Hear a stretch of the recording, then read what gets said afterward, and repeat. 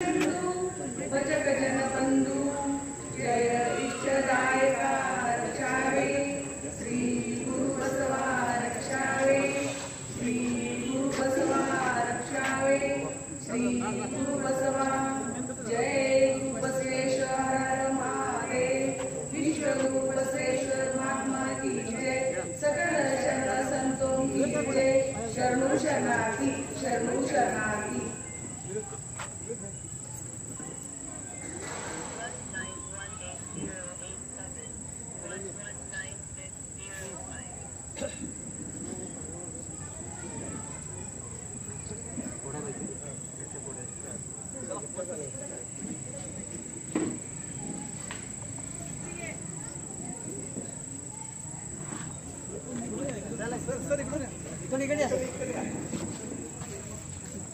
सर्व मान्यवरांनी विनंती करतो की आपण बसवपीठावर विराजमान व्हायचं।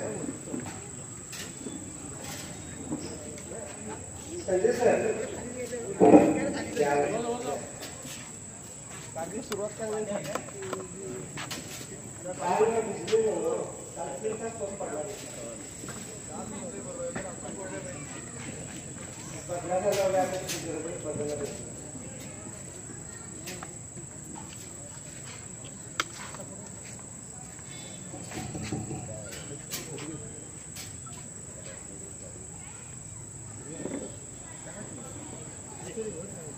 मी अनेकदा नावं घेत होते, सर्वांनी विचार करून बसायचं आहे। आजचे व्याख्याते आनंद कर्णे यांचं आपण स्वागत केलेलं आहे। त्याचप्रमाणे डॉक्टर अरविंद माने सर आजच्या कार्यक्रमाचे अध्यक्ष आहेत। त्याचप्रमाणे आजच्या प्रमुख उपस्थितीमध्ये शिवाजीराव माने देशमुख, संचालक गुरुदत्त सहकार साखर कारखाना, तातोबा भाऊसो पाटील, शरण राहुल संभाजी कुंभार, शरण प्रकाश बन्ने, शरण अमोल हेरेमठ, शरण चंद्रकांत भाट पत्रकार, सचिन कोरुजीकर सर, शरण शंकर बिरादार सर, शरण अशोक कांबळे दादा, शरण भरत पाटील सर शिरोळ, विवेक चोरमुंगे, सुभाष आंबी, शरण प्रवीण आंबी सर, शरण दिलीप शिरोळे पत्रकार, शरण ओंकार पाटील सरपंच ग्रामपंचायत खटाव, शरण प्राध्यापक संजय कांबळे सर ग्रामपंचायत सदस्य Khatav, Sharan Ramesh Kumar Mithare sir Akewad, Dilip Shirole sir Herwad, A D Patil Herwad या सर्वांनी विनंती करतो की विचारपीठावर विराजमान व्हायचं।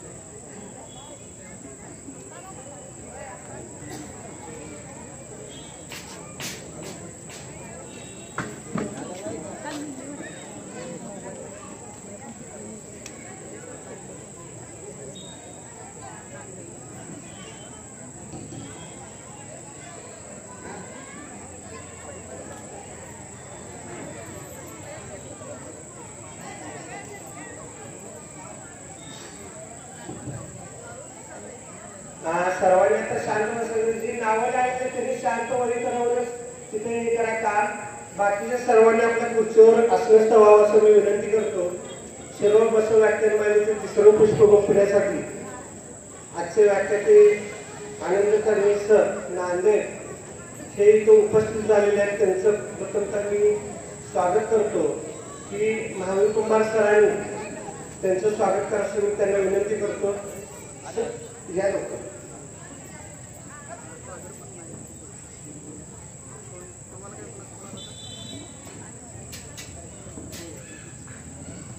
द्या की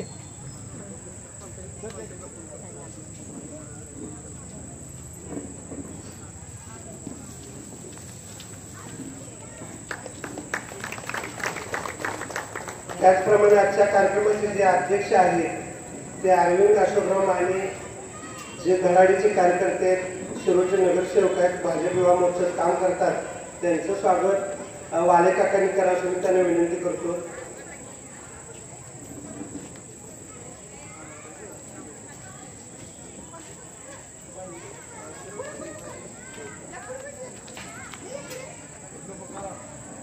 त्याचप्रमाणे आजच्या प्रमुख उपस्थितीमध्ये शिवाजीराव माणिक देशमुख संचालक गुरुदत्त सहकारी साखर कारखाने त्यांनाही वालिकाकांनी पुस्तक द्यावं मी त्यांना विनंती करतो.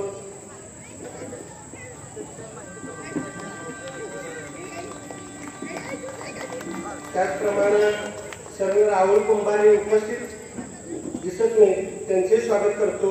प्रकाश बन्ने सर यांचेही सहर्ष स्वागत करतो. अमोल हिरेमठ सर यांचे स्वागत करतो. संतोष भाट यांचे स्वागत करतो. सचिन कोरोचीकर सर यांचेही स्वागत करतो. शंकर बिरादर सर यांचे स्वागत करतो. अशोक कांबळे दादा यांचे स्वागत राहुल कुंभारे करावं मी त्यांना विनंती करतो.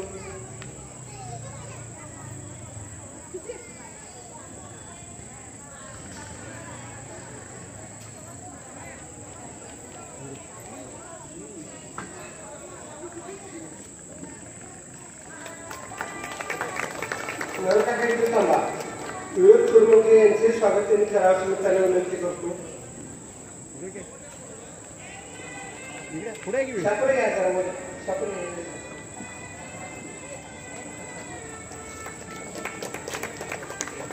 सर प्रवीण शिवाजी आंबी यांचे स्वागत सापडे सरांनी करावं मी त्यांना विनंती करतो.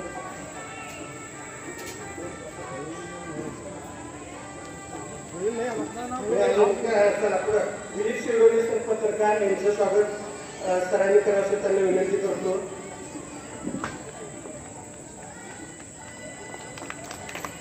संजय कांबळे सरांचं स्वागत सरांनीच करावं मी त्यांना विनंती करतो.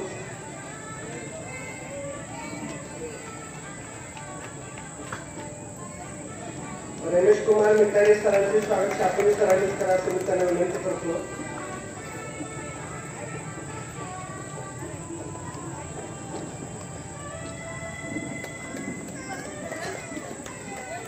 त्याचप्रमाणे आजचा जो व्याख्यानाचा यशस्वी कार्यक्रम होण्यासाठी संध्याकाळी ज्यांना दाखव करण्याची आम्ही विनंती केली ती शरण मारुती सावखरके यांचं स्वागत आणि सत्कार अरुण माने सरांनी करावं मी त्यांना विनंती करतो.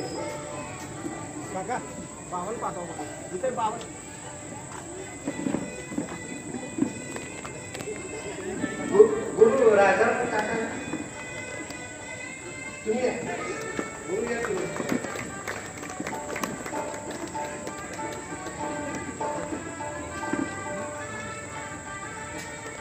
दुसरं आनंद असून केलेले राजाराम महादेव फडके यांना माने देशमुख साहेबांनी त्यांचा सत्कार करावा असं मी त्यांना विनंती करतो.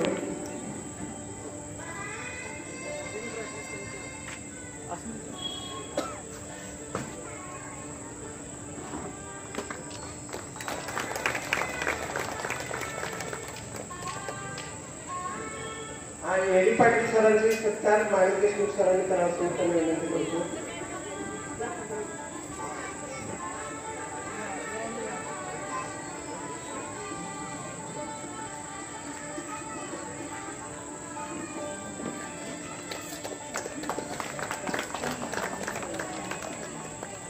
सर्वांनी बसून घ्यावं असं सर्वांनी मी विनंती करतो.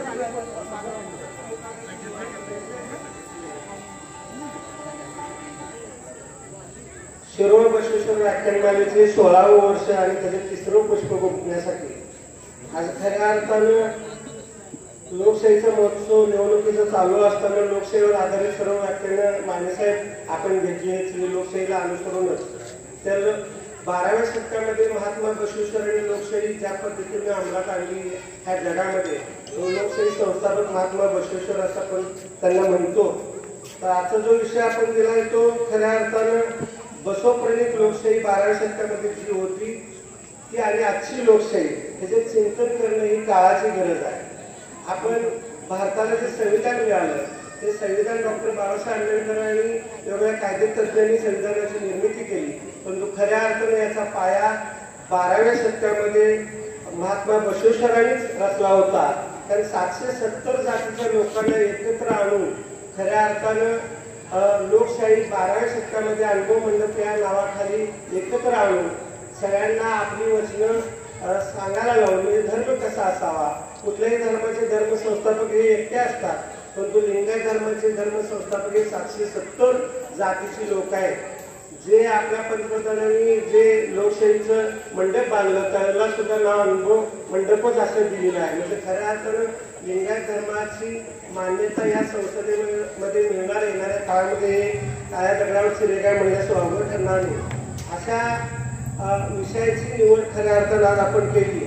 जे आनंद कर्णे सर आज इथं व्याख्यानाला उपस्थित आहेत, त्या कर्णे सरांच्या विषयी सांगायला झालं तर कर्णे सर हे महाराष्ट्रातील शिवाजी महाराजांच्यावर बोलणारे, बसवेश्वरांच्यावर बोलणारे, संत रोहिदासांच्यावर बोलणारे, संत वाल्मिकींच्यावर बोलणारे, जेवढे महापुरुष आहेत त्या सगळ्या महापुरुषांच्यावर बोलणारे चांगले वक्ते म्हणून खऱ्या अर्थानं महाराष्ट्रामध्ये प्रसिद्ध आहेत.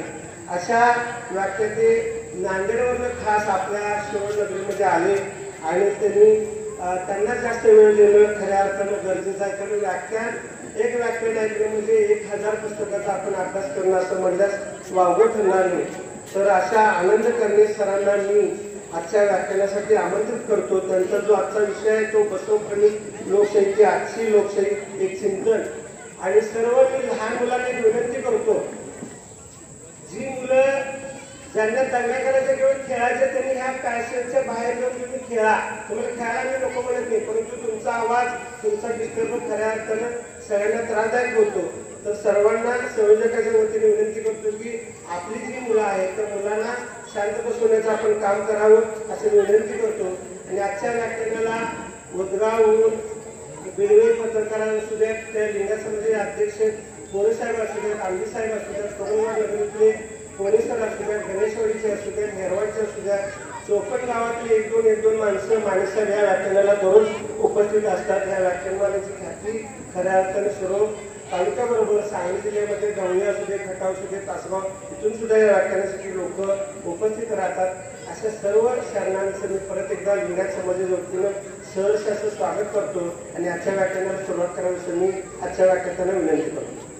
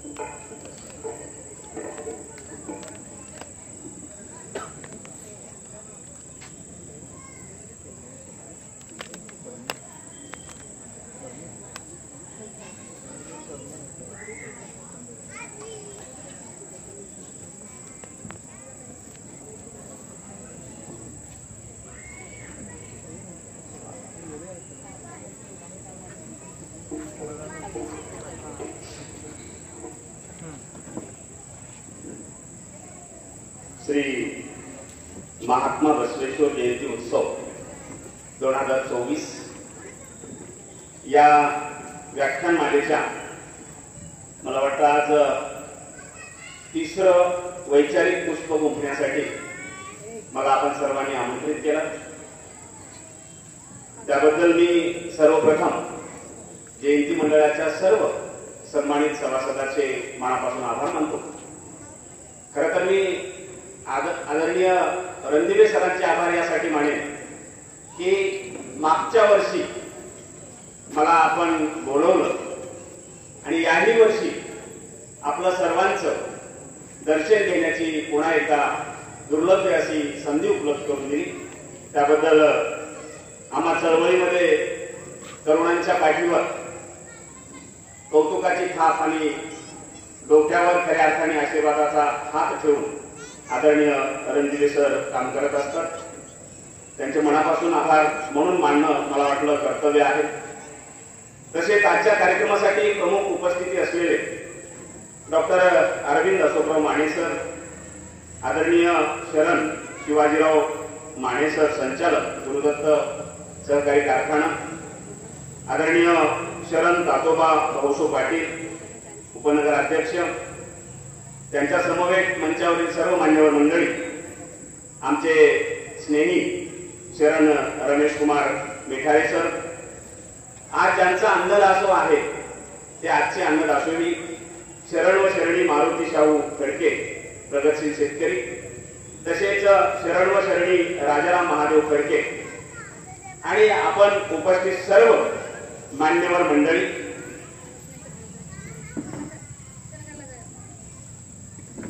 बंधू भगिनींनो, महात्मा बसवेश्वराचा आजचा जो मला विषय देण्यात आलेला आहे तो विषय आहे बसव प्रणित लोकशाही ते आजची लोकशाही हे चिंतन. आणि यावर मी जे काही बोलणार आहे ते माझं स्वतःचं चिंतन असणार आहे. मागील 15-20 वर्षामध्ये या चळवळीमध्ये काम करत असताना मला जे अनुभव आले, या वास्तव भारतातली लोकशाही अभ्यासनाचा मला जी काही संधी प्राप्त झाली, त्यातनं जे काही माझं स्वतःचं वैयक्तिक चिंतन या बसवपीठावरून मांडण्याचा मी प्रयत्न करेन. काल खरंच कठीण आहे. परवाची मी मुद्दाम घटना सांगतोय. लातूरहून पंढरपूरकडे येत असताना सार्वजनिक कार्यक्रम करणं खरं तर सर भयान कठीण काम आहे. सगळ्यात कठीण काम म्हणजे सार्वजनिक कार्यक्रम करणे. आणि त्यातल्या त्यात महात्मा बसवेश्वराचा सार्वजनिक जयंती महोत्सव मागील 16 वर्षापासून करणं हे साधं सुद्धा काम नाहीये. म्हणून मी खरंच तुम्हा सर्वांना अगदी त्रिवार वंदन करतो, कारण हे काम अतिशय मोठं आहे. हे काम 100 वर्षाच्या नियोजनाचं आहे. एक इंग्रजी म्हण आहे, if your plan 1 year plan tree, if your plan 10 years plan green, but if your plan 100 years plan me. म्हणजे तुम्हाला 1 वर्षाचं नियोजन करायचं असेल तर तुम्ही अन्नधान्य पेरलं पाहिजे. तुम्हाला 10 वर्षाचं नियोजन करायचं असेल तर तुम्ही झाडं लावली पाहिजे. पण तुम्हाला जर 100 वर्षाचं नियोजन करायचं असेल तर तुम्हाला चांगली माणसं निर्माण करणारा, समाज घडवणारा एक उपक्रमशील असा कार्यक्रम तुम्हाला देता आला पाहिजे. मला वाटतं ही 100 वर्षाच्या नियोजनाचा हा कार्यक्रम आहे. आणि अतिशय सुंदर असं या व्याख्यानाचं आयोजन केलेलं आहे. काल कसं आहे, फक्त मला घडलेली घटना सांगतोय. लातूरहून पंढरपूरकडे येत असताना सकाळी निघालो आणि लातूरमध्ये सकाळची बस निघालेली आहे. बराच वेळ बस एक 15-20 मिनिटं स्टेशनला थांबली आणि बस निघण्याच्या पूर्वीच माझ्या बाजूला एक आजोबा बसले होते. आजोबा बऱ्याच वेळ अगदी हातामध्ये खिशामध्ये हात घालतायत, बाहेर काढतायत, पण काहीतरी त्यांना घ्यायचं, पण त्यांनी घेतलं नाही. 15 मिनिटं एसटी तिथं उभी आहे, पण जसे 15 मिनिटं झाले आणि एसटीची बेल वाजली, एसटी निघाली, तितक्यामध्ये आजोबांनी आवाज दिला पेपरवाल्याला, सकाळी पेपर वाचावा म्हणून त्यांनी पेपरवाल्याला सांगितलं, अरे पेपरवाला इकडे. आणि मग ती धावती बस, तितक्यामध्ये पेपरवाला आला आणि त्यांनी पेपर आजोबाच्या हातात दिला. आजोबांनी एक नोट त्याच्या हातामध्ये मारली आणि गाडी पुढे झाली. आणि आजोबा पेपर वाचत होते. मला मात्र उत्सुकता चालल्या गेली. मी म्हणले असं काय झालं नेमकं. मी म्हणलं आजोबा 15 मिनिटं तिथं बस होती आणि मग तुम्ही खरं तर बस थांबलेली असताना निवांत पेपरवाल्याला बोलवलं असतं आणि मग तुम्ही पेपर का घेतला नाही. बस चालू झाल्यावरच पेपर का घेतला. आजच्या काळाचं हे सटीक उदाहरण आहे की आपण पुण्या काळामध्ये जगतो आहोत. त्याच वेळेस ते आजोबा हसले आणि म्हणाले, त्याचा असा आहे बघ, म्हणले माझ्याजवळ जी नोट आहे ती नोट फाटकी होती. जर मी एसटी म्हणजे स्टेशनवर असताना जर पेपर घेतला असता तर त्यांना ती निरखून नोट पाहिली असती आणि मला त्यांना पेपर दिला नसता, मला नोट बदलून द्यावी लागली असती. आता नोट त्यांना देऊन टाकली, पेपर मी घेतलाय, एसटी सुरू झाली. आता त्यांना नोट बघे, फाटलेली जरी नोट असली 2 शिव्या देईल, पण एसटीच्या मागे काही कळत येणार नाही. मी पेपर घेतला आणि मी त्याला फसवलं, त्याचा एक आत्मिक आनंद घेऊन आजोबा पुढे जातात. पण काय एवढं आहे की आधी असं म्हणायचे की माणूस मेल्यानंतर आपल्या कर्माची फळं भोगतो, पण आज तसं नाहीये. आज जिवंत असताना तिथं आपल्याला कर्माची फळं भोगावी लागतात. तो आनंद फार काळ दीर्घकाळ टिकला नाही. पुढच्या 5 मिनिटांमध्ये आजोबा हसायला लागले. जसे हसायला लागले मी म्हणालो, आजोबा आता का हसताय. त्यावेळेस म्हणाले, बाबा रे, कर्माची फळं ही याच जन्मात भोगावी लागतात. अवघ्या 5 मिनिटात मला त्याचा खऱ्या अर्थाने साक्षात्कार झाला, कारण मी त्याला फाटकी नोट दिली, त्यानेही मला कालचा पेपर दिला. अवस्था आहे. म्हणजे तुम्ही एखाद्याला फसवत असाल, ईश्वर आपल्याला फसवतो. म्हणून असा सार्वजनिक महोत्सव करत असताना मला आनंद या गोष्टीचा आहे की मागील 16 वर्षापासून रणजित सरांच्या माध्यमातून तुमची सर्व टीम अतिशय प्रामाणिकपणे पेरण्याचं काम करत आहे. मी तुम्हाला आज एक निसर्गाचा नियम नक्कीच सांगेन. माझा बसवंत एका ठिकाणी असं म्हणतो, पेराल ते उगवेल. तुम्ही जे पेरणार आहात ते उगवणार आहात. तुम्हाला काय करायचं तुम्ही ठरवा. तुम्हाला चांगलं पेरावं लागेल, चांगलंच उगवणार आहे. आणि निश्चितच आपल्या माध्यमातून इथं चांगलं पेरलं जात आहे, म्हणून येणाऱ्या काळामध्ये चांगलंच उगवणार आहे यावर मात्र माझी दृढ श्रद्धा आहे. महात्मा बसवेश्वराचा जो माझ्याकडे विषय देण्यात आला, मी प्रामाणिकपणे तुम्हाला नक्की सांगेल, 1889 पर्यंत या देशामध्ये या जगामध्ये एक अशी प्रथा, एक अशी परंपरा आणि एक अशा पद्धतीची रूढी धारणा होती की जगामध्ये लोकशाहीची जननी ही इंग्लंड आहे. हे कधीपर्यंत होतं? 1889 पर्यंत. पण 1889 मध्ये एका इंग्लंडने म्हणजे तिथल्या पार्लमेंटने एक समिती स्थापन केली आणि त्यांच्या पुढे असा विषय देण्यात आला की जगातल्या सगळ्या महापुरुषांचा तुम्ही अभ्यास करायचा आहे. त्यामध्ये प्लेटोचा अभ्यास करण्यात आला, अरिस्टोचा अभ्यास करण्यात आला, अरिस्टॉटलचा अभ्यास करण्यात आला, अगस्टाचा अभ्यास करण्यात आला, तथागत बुद्धाचा अभ्यास करण्यात आला, कार्ल मार्क्सचा अभ्यास करण्यात आला, राईट्स ऑफ मॅन, सगळ्या जेवढे काही तत्वव्यक्ती आहेत आणि त्यात महात्मा बसवेश्वराचा सुद्धा अभ्यास करण्यात आला. सलग 6 महिन्याच्या अभ्यासानंतर त्या समितीने इंग्लंडच्या पार्लमेंटकडे जो आव्हान दिलेला आहे, तो आव्हान तुमच्या आमच्यासाठी अत्यंत अभिमानाचा आहे. त्या आव्हानानंतर या जगातल्या एका महापुरुषाला जगज्योती नावाची पदवी देण्याचं ठरलं आणि 1889 मध्ये या जगातल्या सगळ्या महापुरुषापैकी जगज्योती नावाची पदवी महात्मा बसवेश्वर यांना देण्यात आली. ही पदवी जगज्योती, ही पदवी इंग्लंडने दिलेली आहे, भारताने नाही दिलेली आहे.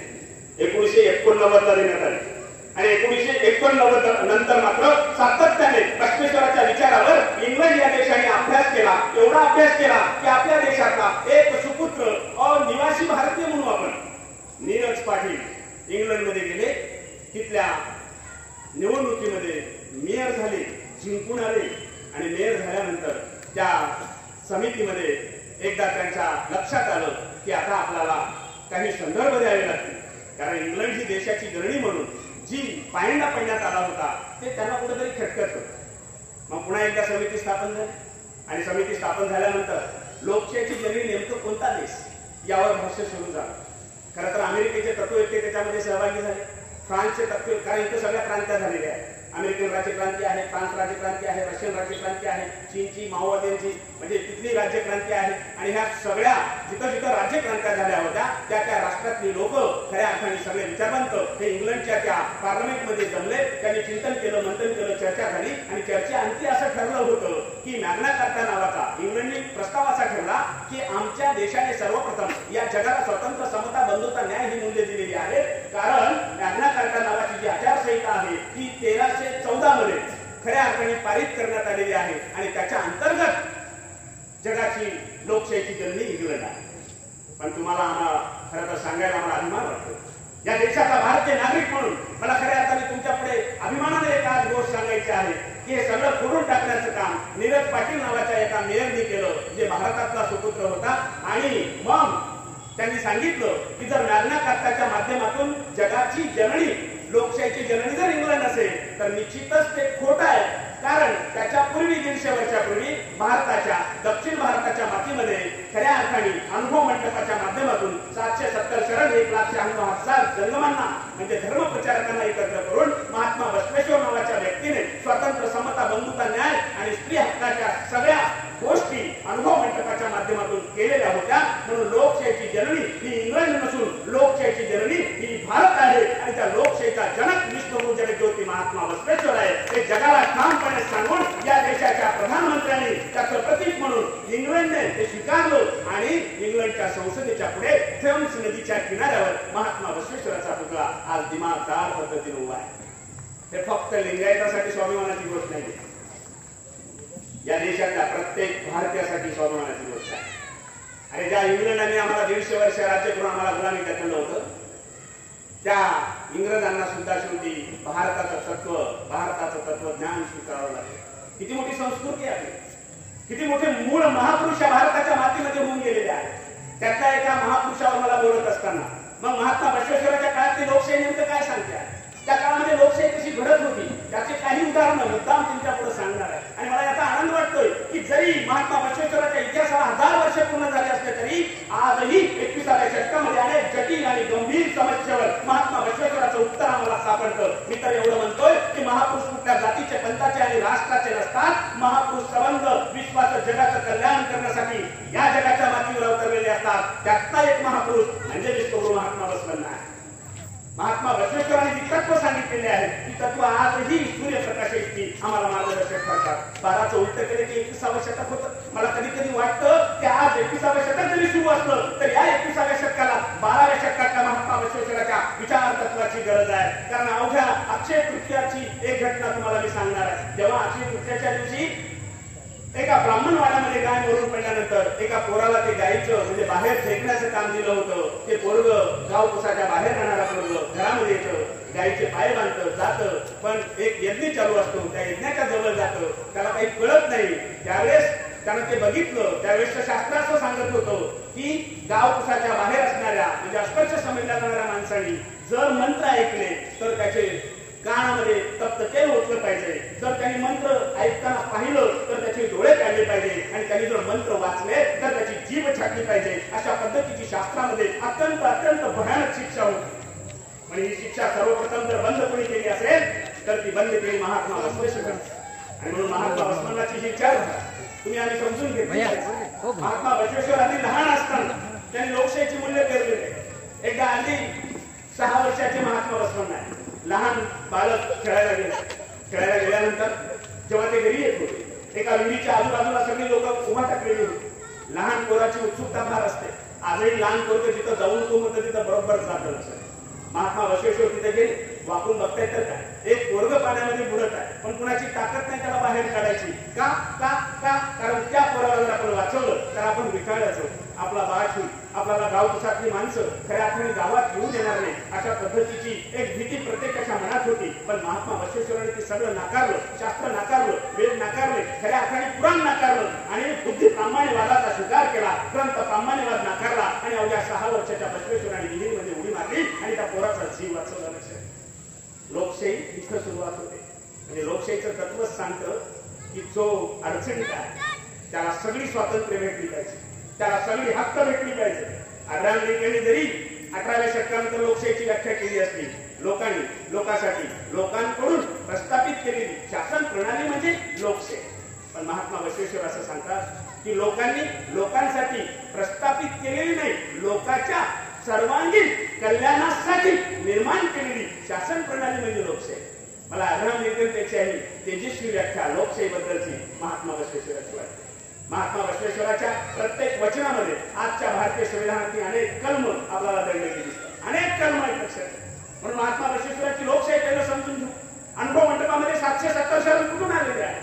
अहो आज आपल्याकडे व्हॉट्सअप आहे, फेसबुक आहे, ट्विटर आहे, वर्तमानपत्रे आहे, मीडिया आहे, सगळं सगळं सगळं आहे.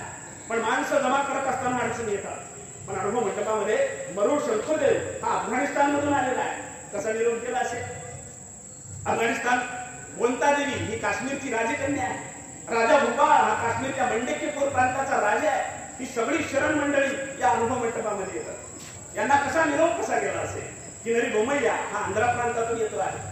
उर्लिन पेद्दी हा महाराष्ट्र प्रांतातून येतो. दुर्गाई रामण्णा हा चोळ प्रांतातून येतो.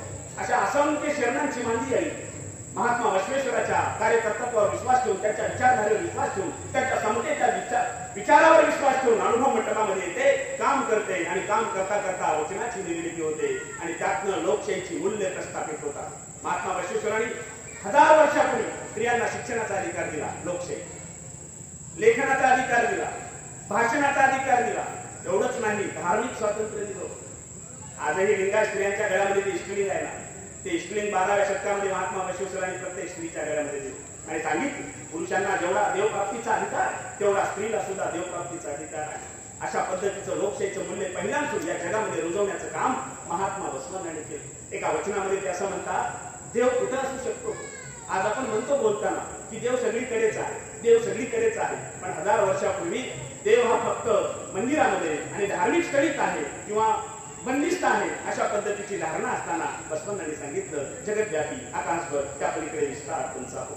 जगतव्यापी आकाशभर त्या पलीकडे विस्तार तुमचा हो. आता पलीकडे चरण कमल, ब्रह्मांडा पलीकडे किरीट, अगम्य गोचर प्रतिम लिंगय्य पूर्ण संगम देवा माझ्या करस्थळीवर स्थान झाला की हो. आणि इष्टलिंगाच्या आविष्काराच्या माध्यमातून या बसवेश्वर नावाच्या महामानवाने एक अशी धार्मिक क्रांती केली की प्रत्येकाला देवप्राप्ती झाली पाहिजे आणि ते पण याची देही याची डोळा झाली पाहिजे. अशा पद्धतीचा लोकशाहीचा सिद्धांत बसवंतांनी अनुभव मंडपामध्ये मांडला. अनेक शरण आलेले आहेत. काही शरण तर अगदी अगदी ज्याची सावली सुद्धा विटायला वाटावी अशा पद्धतीनं ज्याचं स्वत्व हरलेलं आहे, ज्यांनी स्वतःची ओळख विसरलेली आहे. अरे त्या काळामध्ये जनावराला सन्मान होता पण माणसाला सन्मान नव्हता. अशा परिस्थितीमध्ये बसवांना लोकशाही प्रस्थापित करतात. सोपी गोष्ट आहे. अहो आज काही निश्चितच एखाद्या झोपडीमध्ये जात असतील, मोठी मोठी माणसं जेवण करत असतील, पण आजही देशाला स्वातंत्र्य म्हणून 75 वर्षे झाले, या देशाची झोपडी गेली नाही याचं वाईट वाटत नाही. पण माझ्या बसवांना प्रधानमंत्री पदावर असताना कुणाच्या घरी जेवण करायचे याचे अनेक उदाहरणं आपल्याला दिसतात. नागदेव कांबळी नावाचा एक शरण आहे, तो गाव कुसाच्या बाहेर राहतो, त्याच्या घरी बसवांना प्रसाद घेतात. लोकशाहीचं हे खरं तत्व आहे. म्हणजे ज्या देशामध्ये आपण राहतो त्या देशामध्ये प्रत्येक माणसाला त्याचे हक्क आणि अधिकार भेटले पाहिजे. अशा पद्धतीचं तत्व बसवंतांनी अनुभव मंडपामध्ये मांडलेलं आहे. आज संविधानाचा जेव्हा आपण अभ्यास करतो, भारतीय संविधानातले अनेक कलम मला दिसतात. कलम नंबर 17 काय सांगतो? कलम नंबर 17 असं सांगतो की या देशामध्ये अस्पृश्यता पाळणं कायद्यानं गुन्हा आहे. लोकशाहीमध्ये समजून घेतली पाहिजे. कलम नंबर 17 नुसार विश्वरत्न डॉक्टर बाबासाहेब आंबेडकर यांनी सांगितलं की 1947 पासून म्हणजे 29 नोव्हेंबर 1952 पासून खऱ्या अर्थाने संविधानाची 49 पासून संविधानाची सुरुवात होते. आणि त्यावेळेस बाबासाहेब असं म्हणतात की आजपासून जो कोणी अस्पृश्यता पाळेल त्याचा दखलपात्र तो गुन्हा असेल. कलम नंबर 17 हे सांगतो. बसवंतांनी 1000 वर्षापूर्वी अनुभव मंडपामध्ये सांगितलं अस्पृश्यता हा ईश्वर निर्मित असून तो मानव निर्मित आहे. तो एक कलंक आहे, तो पुसला गेला पाहिजे. म्हणून त्यांनी वेगवेगळ्या जातीच्या लोकांना लिंगवंत केलं आणि अस्पृश्यता संपूर्ण टाकली. पहा, म्हणजे 1000 वर्षानंतर आम्ही जे कायद्यानं केलं तेच महात्मा बसवेश्वरांनी लोकशाहीमध्ये अनुभव मंडपामध्ये या भारताच्या मातीमध्ये केलं. कलम नंबर 14 नुसार समानता सांगितली जाते. म्हणजे आम्ही सगळे समान आहोत, आम्हाला समान दर्जा समान संधी भेटली पाहिजे, पात्रतेनुसार संधी भेटली पाहिजे, गुणवत्तेनुसार संधी भेटली पाहिजे. अशा पद्धतीची संधी 1000 वर्षापूर्वी बसवंतांनी अनुभव मंडपामध्ये दिली. साधा एक उदाहरण सांगतो तुम्हाला. मडिवाळ माचीदेव नावाचा एक व्यक्ती हा कपडे धुवायचं काम करायचा.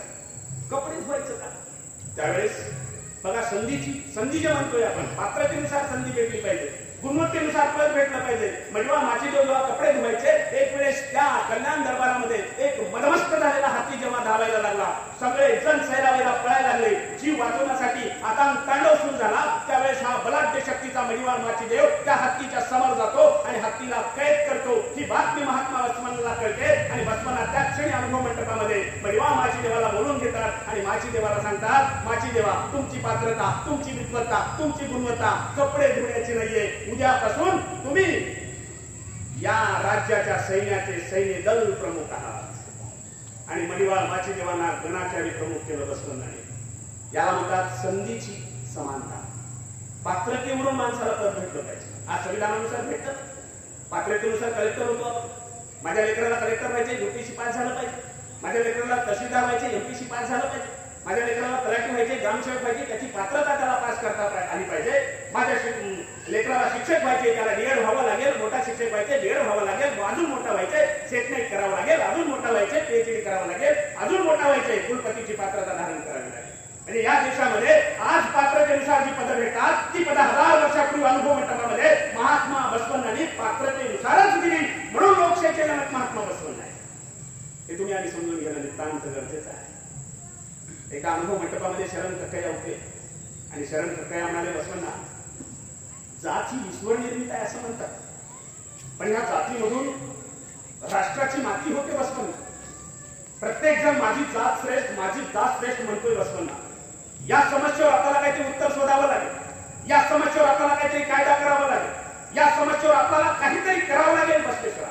त्यावेळेस महात्मा बसवंत उठतात आणि सांगतात की माझ्या अनुभव मंडपामध्ये या कल्याण राज्यामध्ये जातीवरून एखाद्याला कोणतेही पद भेटणार नाही. त्याला त्याच्या गुणवत्तेनुसार, त्याला त्याच्या पात्रतेनुसार आणि त्याला त्याच्या श्रेष्ठत्वानुसार, अनुभवानुसारच पद भेटणार. आणि तसंच पद महात्मा बसवंत देत असताना म्हणतात की जात ही ईश्वर निर्मित असून जात ही मानव निर्मित आहे. मोहिनीचा सुद्धा नाव त्याचे व्याचं, मार्कंडेयाचं मांगिनीचा महात्मा बसवेश्वराचं वचन आहे.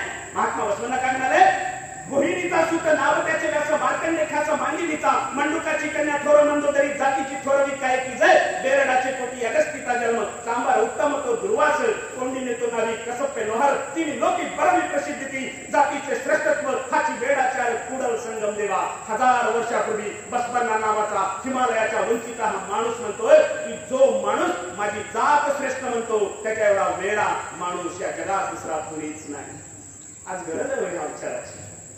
हा विचार आम्ही आज स्वीकारला पाहिजे। या देशाला जर सर्वांगीण महासत्ता करायचा असेल, या देशाला खऱ्या अर्थाने जगाच्या विचारपीठावर अमेरिकेची स्पर्धा करायची असेल, जपानची स्पर्धा करायची असेल, रशियाची स्पर्धा करायची असेल, जर्मनीची स्पर्धा करायची असेल, फ्रान्सची स्पर्धा करायची असेल, नवे जगातील सगळ्या महासत्तेसोबत आम्हाला जर दोन हात करायचे असतील तर बसवण्णाच्या विचाराशिवाय या देशाच्या मातीला दुसरा कुठलाही पर्याय नाही, हे तुम्हाला मी ठामपणे सांगतोय।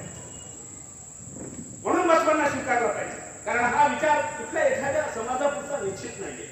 हा विचार सकल मानव जातीच्या कल्याणाचा विचार, हा विचार सबंध भारताच्या कल्याणाचा विचार। ज्याला वाटतं मी भारतीय आहे आणि ज्याला मी भारतीय असण्याचा अभिमान वाटतो, ज्याला मी भारतीय असण्याचा स्वाभिमान वाटतो, त्या व्यक्तीनं बसवण्णा समजून घेतला पाहिजे।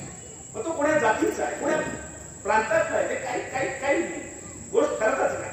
बसवण्णाने अनुभव मंडपामध्ये कुणाला न्याय दिला, प्रत्येक वंचितांना न्याय दिला, प्रत्येक शोषित घटकाला न्याय दिला, प्रत्येक स्त्रीला न्याय दिला। त्यांनी सांगितलं धनिक बांधती देवालय, गरीब मी काय करू। देवाला प्रश्न केला बसवण्णाने। लोकशाहीमध्ये प्रत्येकाला जर धर्मस्वातंत्र्याचा अधिकार असेल, आज आपण पाहतो कलम नंबर खऱ्या अर्थाने 23 नुसार आम्हाला शोषणाविरुद्धचा अधिकार आहे। म्हणजे आमचं जर कोणी विनाकारण शोषण करत असेल तर कलम नंबर 23 नुसार आम्ही दाद मागू शकतो। बसवण्णाने काय केलं त्या काळामध्ये, सुळे संकवा नावाची एक देहविक्री करणारी स्त्री आहे। परिस्थिती वाईट आहे, देहविक्री करून कुटुंबाचा उदरनिर्वाह करते। एका बसवण्णाची भेट होते, सुळे संकवा बसवण्णाच्या छत्रछायेखाली येते आणि त्यावेळेस माझा बसवण्णा सुळे संकवाला म्हणतो की कायक करायचं पण समाज हिताचं असलं पाहिजे, कायक करायचं पण राष्ट्रहिताचं असलं पाहिजे। सुळे संकवा मा तू हे जे काम करतेस ना ते समाज हिताचं काम नाही, तू दुसरं काम केलं पाहिजे। बस हृदय परिवर्तन झालं। शोषणाविरुद्धचा पहिली लढाई सुळे संकवाने जिंकली आणि सुळे संकवा आपली पात्रतेनुसार परीक्षा देते, अनुभव मंडपामध्ये स्वतः परीक्षा पास होते, अनुभव मंडपाचा सदस्य होते आणि पुढे अनेक वचन लिहिते। एवढंच नाही, भीम कवी बसव पुराणामध्ये असा उल्लेख करतो की सुळे संकवाच्या सोबत जवळपास 12,000 देहविक्री करणाऱ्या स्त्रियांचं हृदय परिवर्तन झालं। याला म्हणायचं शोषणा विरुद्धचा हक्क। भारतीय राज्यघटनेनं जो दिला तो हक्क अनुभव मंडपामध्ये बसवण्णाने स्वतः प्रस्थापित केलेला आहे। हे सगळे पुरावे, हे सगळे संदर्भ आहेत, हे काय कुठल्या आकाशातल्या गोष्टी नाही, ह्या कुठल्या पाताळातल्या गोष्टी आम्ही शोधून काढल्या नाही, ह्या बसवण्णाच्या वचनातल्या गोष्टी आहेत। आणि आजही सोलिटिक महात्मा बसवण्णा आणि 770 शरणांची वचनं आजही उपलब्ध आहेत। हंपीच्या विद्यापीठात तुम्ही जा, धारवाडच्या विद्यापीठामध्ये तुम्ही जा, कर्नाटक सरकारने सुद्धा ते खऱ्या अर्थाने सुरक्षित करून ठेवल्या। ते आपण वाचलं पाहिजे, कारण या देशाच्या प्रगतीसाठी या विचाराची नितांत गरज आहे। महात्मा बसवेश्वराचं पुढचं एक वचन मुद्दाम सांगणार आहे, ते पर्यावरणावर आहे। आजच मी आल्यानंतर सरांसोबत चर्चा होताना त्यांनी सांगितलं की सांगलीचं एवढं तापमान कधी वाढलंच नव्हतं। खरंच आमच्याकडची, खरं तर मी नांदेड मधला, मराठवाडा दुष्काळी, आमच्याकडे सहज तापमान अगदी 2-3 महिन्यापासून 42, 43, 44, 45 आम्हाला सवय पडली त्याची, आम्हाला विशेष वाटत नाही। उलट आमच्याकडची सगळी माणसं कोल्हापूर, सांगली तुमच्या परिसरामध्ये फिरायला येतात उन्हाळ्यामध्ये, कारण इकडे ऊन कमी असतं म्हणून। पण आज तुम्हाला खऱ्या अर्थाने त्याची दाहकता लक्षात आहे की एवढं ऊन सांगली कोल्हापूर परिसरामध्ये, म्हणजे आता आम्हाला पर्यावरणावर बोलावं लागेल ना। मग आता मला बसवण्णा सांगायचे तुम्हाला, 1000 वर्षापूर्वीचं पर्यावरण चांगलं असेल, 1000 वर्षापूर्वी झाडं होती, कारण 12व्या शतकामधलंच नाही, अगदी 16व्या शतकामध्ये जगद्गुरु तुकाराम महाराज म्हणतात वृक्षवल्ली आम्हा सोयरे म्हणायचे, आणि हे वृक्षवल्ली वाचली पाहिजे, जगली पाहिजे, म्हणजे जेव्हा कुठलीच समस्या नव्हती। मला थोडंसं वाटलं की 16व्या शतकामध्ये संत तुकाराम महाराज जर वृक्षाबद्दल असं लिहित असतील तर माझ्या बसवण्णाने आणि बसवण्णाच्या शरणांनी अनुभव मंडपामध्ये पर्यावरणाबद्दल काहीतरी बोललं असेल, कारण पर्यावरण आजची जागतिक समस्या आहे। या जागतिक समस्येला सोडवण्यासाठी बसवण्णा कुठं कामाला पडतो का, असं माझ्यासारख्या एका कार्यकर्त्याला वाटलं। अनुभव मंडपाची चर्चा पाहायला लागलो, एके दिवसाची चर्चा अतिशय उद्बोधक वाटते। एके दिवशी महात्मा बसवण्णा अनुभव मंडपामध्ये सांगतात, झाडाचं फूल म्हणजे त्या झाडाचं मूल आहे। हे वाक्य समजून घ्या, आणि जशाच तसं सांगतोय तुम्हाला। हे वाक्य गंभीरपणे चिंतन केलं पाहिजे या वाक्यावर। हे वाक्य कुण्या जातीसाठी नाही, कुण्या धर्मासाठी नाही, मी तर म्हणतो कुण्या राष्ट्रासाठी पण नाही। हे जग जिवंत ठेवायचं असेल तर बसवण्णाचं हे वचन संसदेच्या मध्य सभागृहावर लागलं पाहिजे, तर राजकारते जे काही राजकारण करणारी लोक असतात त्यांना पर्यावरणाचे मुद्दे आणि समस्या लक्षात येतील। बसवण्णा असं म्हणाले, झाडाचं फूल हे त्या झाडाचं मूळ असतं, देवा त्याला तोडण्याचा अधिकार मला ना तुला, जे खाली पडेल फूल ते समर्पण करतो तुला, घेता आलं तर घे अन्यथा लाथाडून टाक सोडल सोडून देवा. म्हणजे झाडाच्या फुलाचा विचार केला बसला नाही. अहो आज आमच्या किनवटकडे घटना घडली. एका आईनं सोन्याचा हंडा कुणीतरी सांगितलं त्या माऊलीला की तुझ्या भिंतीमध्ये सोन्याचा हंडा आहे, पण तो हंडा काढायचा असेल तर तुला नळबळी द्यावा लागेल. आणि त्या माऊलीने स्वतः जन्म दिलेल्या आपल्या 4 वर्षाच्या लेकराचा बळी दिला.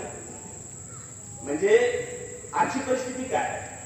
आणि बसवेश्वर फुलाचा विचार करत आहे.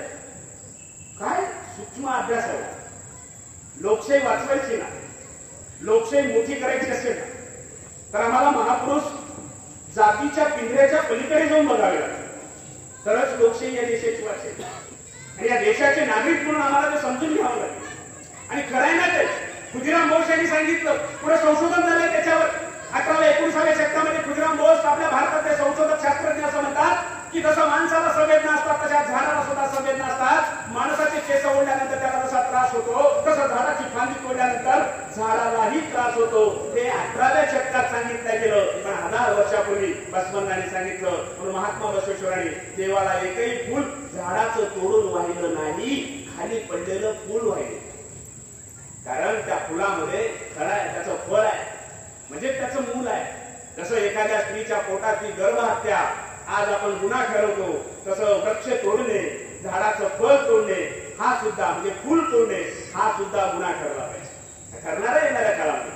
असं जर तापमान वाढत गेलं तर बसवेश्वराच्या विचाराची या जगाला किती गरज आहे हे तुम्हाला समजेल. म्हणून तुम्ही आम्ही तर वारसदार आहोत त्या विचाराचे. म्हणून तुम्ही आम्ही महात्मा बसवेश्वराची लोकशाही समजून घेत असताना झाडाला न्याय देणारा बसवेश्वर, फुलांना न्याय देणारा बसवेश्वर, प्राण्यांना न्याय देणारा बसवेश्वर, माणसांना न्याय देणारा बसवेश्वर, स्त्रियांना न्याय देणारा बसवेश्वर आपण समजून घेतल्याशिवाय या जगाची म्हणजे देशाची लोकशाही तुम्हाला आम्हाला कळणार नाही. बसवेश्वराचं जे वचन आहे एका वचनामध्ये मुद्दाम सांगणार आहे तुम्हाला. कारण आज हा आपला देश कुठल्या धर्मग्रंथानुसार चालत नाही, हा देश भारतीय संविधानानुसार चालतो. आणि म्हणून भारतीय संविधानामध्ये जी कलम आली 395 कलमाचं आपलं भारतीय संविधान, 28 परिशिष्टामधलं आपलं भारतीय संविधान. मला कधी कधी आता इथं कांबळे सर आहेत, आम्ही चर्चा करत असताना म्हटलं की कधी कधी मला असं वाटतं की आपल्याला शिकवलं जातं की फ्रेंच मधून आपण हे तत्व घेतले, अमेरिकन क्रांतीतून हे तत्व घेतले. मला वाटतं हे निश्चितच त्याहीपेक्षा डॉक्टर बाबासाहेब आंबेडकरांनी घटना लिहित असताना त्यांच्या डोळ्यासमोर नक्कीच फक्त आणि फक्त भारतीय मूळ महापुरुष असणार, त्यांच्या डोळ्यासमोर तथागत बुद्ध असणार, त्यांच्या डोळ्यासमोर अहिंसा परमधर्म शिकवणारा वर्तमान महावीर असणार, त्यांच्या नजरेसमोर नक्कीच महात्मा बसवेश्वर असणार, त्यांच्या नजरेसमोर खऱ्या अर्थाने शब्दाचं महात्म्य सांगणारे संत तुकाराम महाराज असणार, त्यांच्या नजरेसमोर छत्रपती शिवाजी महाराज असणार, त्यांच्या समोर खऱ्या अर्थाने ही सगळी छत्रपती शाहू महाराज, ही सगळी मांदी आली, महात्मा फुले ही मांदी आली असणार. आणि याच विचाराने आपलं भारतीय संविधान तयार झालेलं आहे. म्हणून महात्मा बसवेश्वराचं एक मुद्दाम विधान काय सांगणार आहे. एका वचनामध्ये बसवेश्वरांनी शिक्षा सांगितलेली आहे. सज्जन माणूस कुणाला म्हणायचं, हे फार महत्वाची व्याख्या आहे. आज सज्जन आणि दुर्जनामधला फरकच कळत नाही. नेमकं वाईट कुणाला म्हणायचं, चांगलं कुणाला म्हणायचं. म्हणून महात्मा बसवेश्वरांनी सांगितलं की माणूस जन्मता चांगला वाईट नसतो, माणूस जन्मता हा माणूस असतो, पण नंतरच्या काळामध्ये त्याच्यावर होणाऱ्या संस्कारानं, त्याच्यावर होणाऱ्या संगतीनं तो चांगला किंवा वाईट होतो. बस. मग तुम्हाला जर चांगलं व्हायचं असेल तर एक परिमाण दिला बसवेश्वरांनी. जसं एखाद्या विद्यार्थ्यांना 10वीला मेरिट यायचं असेल तर त्याला अभ्यास करावा लागेल, प्रत्येक विषयामध्ये आउट ऑफ कडे जावं लागेल, तर तो मेरिट येणार आहे. तसं महात्मा बसवेश्वरांनी 1000 वर्षापूर्वी सांगितलं, तुला जर सज्जन व्हायचं असेल तर तुला माझ्या एका तत्वानुसार चालावं लागेल, त्याला पंचशील म्हटले. आणि ते पंचशीलाच्या पुढे सप्तशील सांगितलं बसवेश्वरांनी. आणि ते सप्तशीलाचं आचरण जर तू केला तर तू चांगला माणूस होणार आहेस. मग ते कोणतं आचरण आहे. आणि मग पुन्हा घटनेमध्ये म्हणजे जर तू केला नाहीस तर आमच्या कायद्याने त्याला शिक्षा दिली. म्हणजे बसवेश्वरांनी त्या काळात सांगितलं तुला चांगलं व्हायचं तर सप्तशिलाचं आचरण कर. आणि घटना काय सांगते, तू जर सप्तशिलाचं आचरण केला नाहीस तर तुला शिक्षा आहे. त्या काळात पण शिक्षा होत्या, नव्हत्या असं नाही. शिक्षेचं स्वरूप वेगळं असं. म्हणजे त्या काळामध्ये समजा आता जसं एखाद्याला समजा खून केला तर शिक्षा काय आहे, त्याला मृत्यूदंडाची शिक्षा आहे, त्याला एखाद्या फाशीची शिक्षा आहे. त्या काळामध्ये हत्येची शिक्षा होती. म्हणजे एखाद्या माणसाला जर असं काही जबर काम केलं तर त्याला हत्तीच्या पायाशी बांधलं जायचं आणि मरेपर्यंत ओढल्या जायचं. आज जर चोरी केली तर काहीतरी शिक्षा आहे. त्या काळात चोरी केल्यानंतर त्याला नक्कीच त्याच्या कानामध्ये तेल ओतण्याची शिक्षा असेल. म्हणजे शिक्षेचं स्वरूप वेगळं असेल, पण शिक्षा होत्या तेव्हाही वाईट काम केल्यानंतर शिक्षा होत्या, आजही वाईट काम केल्यानंतर शिक्षा आहे. म्हणून भारतीय लोकशाही समजून घ्यायची असेल तर आम्हाला महात्मा बसवेश्वराची लोकशाही समजून घ्यावी लागेल. आणि ती लोकशाही अशी होती, ते वचन असं आहे, नको करू चोरी. मुद्दाम सांगणार आहे, आज चोरी केल्यानंतर काय शिक्षा आहे? IPC 379 नुसार आपल्याला शिक्षा आहे. मग 6 महिन्याची होऊ शकते, 2 वर्षाची होऊ शकते, चोरीवर डिपेंड आहे. म्हणजे बसवनाने सांगितलं तुला सज्जन व्हायचंय, नको करू चोरी. चोरी केली तर आज शिक्षा आहे. पुढे सांगतात नको करू हत्या. 302 IPC 302 नुसार हत्येचा गुन्हा दाखल होतो, मृत्यूदंडाची शिक्षा होऊ शकते. बसवनाने त्या काळात सांगितलं नको करू हत्या. तुला वाटोळ होऊ द्यायचं नसेल तुझ्या आयुष्याचं, तुझ्या मानवी आयुष्यामध्ये चांगलं काही करायचं असेल तर तुला ह्या सप्तशिलाचं पालन करावं लागेल. बसवना अनुभव मंडपामध्ये सांगतात नको करू चोरी, नको करू हत्या, नको करू क्रोध, नको बोलू मिथ्या, नको मारू कुशारकी, नको उलट ठेकाणी. हीच अंतरंग शुद्धी, हीच बहिरंग शुद्धी, हीच आमच्या कुडल संगम देवास प्रसन्न करण्याची रीत. काय तत्वज्ञान आहे. म्हणजे 1000 वर्षापूर्वी बसवेश्वरांनी आम्हाला माणूस होत असताना देव माणूस होण्याची संकल्पना सांगितली. म्हणजे तुला देव माणूस व्हायचे ना तर काही करू नको, हे फक्त 7 तत्वाचं आचरण कर. आणि मी अतिशय दाव्याने सांगेन तुम्हाला, माझं चिंतन तेवढं छोटं आहे की हे 7 तत्व जरी आपण जगलो ना तरी आपण माणसाचा देव माणूस होतो. आपण चोरी नाही केली, आपण हत्या नाही केली, आपण खोटं बोललो नाही, आपण खुशालकी मारली नाही, आपण अहंकार केला नाही, आपण गर्व केला नाही, आपण लोकांची हेटाळणीच केली नाही. बस अंतरंग शुद्धी म्हणजे इंटरनल पर्सनॅलिटी, आउटर पर्सनॅलिटी, दोन्ही तत्वाला एकत्र केलं महात्मा बसवनाने. म्हणून लोकशाहीमध्ये याची नितांत गरज आहे. कधी आपल्याकडे कोणी वकील असेल तर विचार. अहो, हजारो चोरी करणारी माणसं तिथं आहे, हजारो खून होणारी माणसं तिथं आहे. सगळी न्याय व्यवस्था त्याच कामामध्ये आहे. न्याय व्यवस्थेमध्ये चांगली कायद्यांची अंमलबजावणी होण्यासाठी वेळच कुठे शिल्लक आहे. युनो नावाची एक संघटना जागतिक स्तरावर काम करते. त्या संघटनेनं 2005ला एक अहवाल दिलेला आहे. त्या 2005च्या अहवालामध्ये युनो नावाची संघटना सांगते की फक्त 2005 या एका वर्षामध्ये 31,240 घटना फक्त जातीय दंगलीतून घडलेल्या आहेत या देशामध्ये. आता बाकीचे तर गुन्ह्याचं सांगायचंच नाही.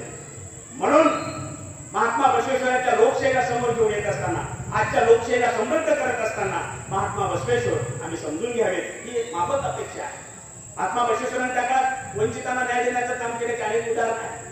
हृदय परिवर्तन करणं आजही आहे. एखादा व्यक्ती वाईट असेल तर त्याला समर्पणाची संधी आहे. कायदा सांगतो समर्पण. मी थोडासा अभ्यास केला की त्या काळात समर्पण होतं का? होतं की नांदेड परिसरामध्ये पेद्दी नावाचा एक दरोडेखोर राहत होता.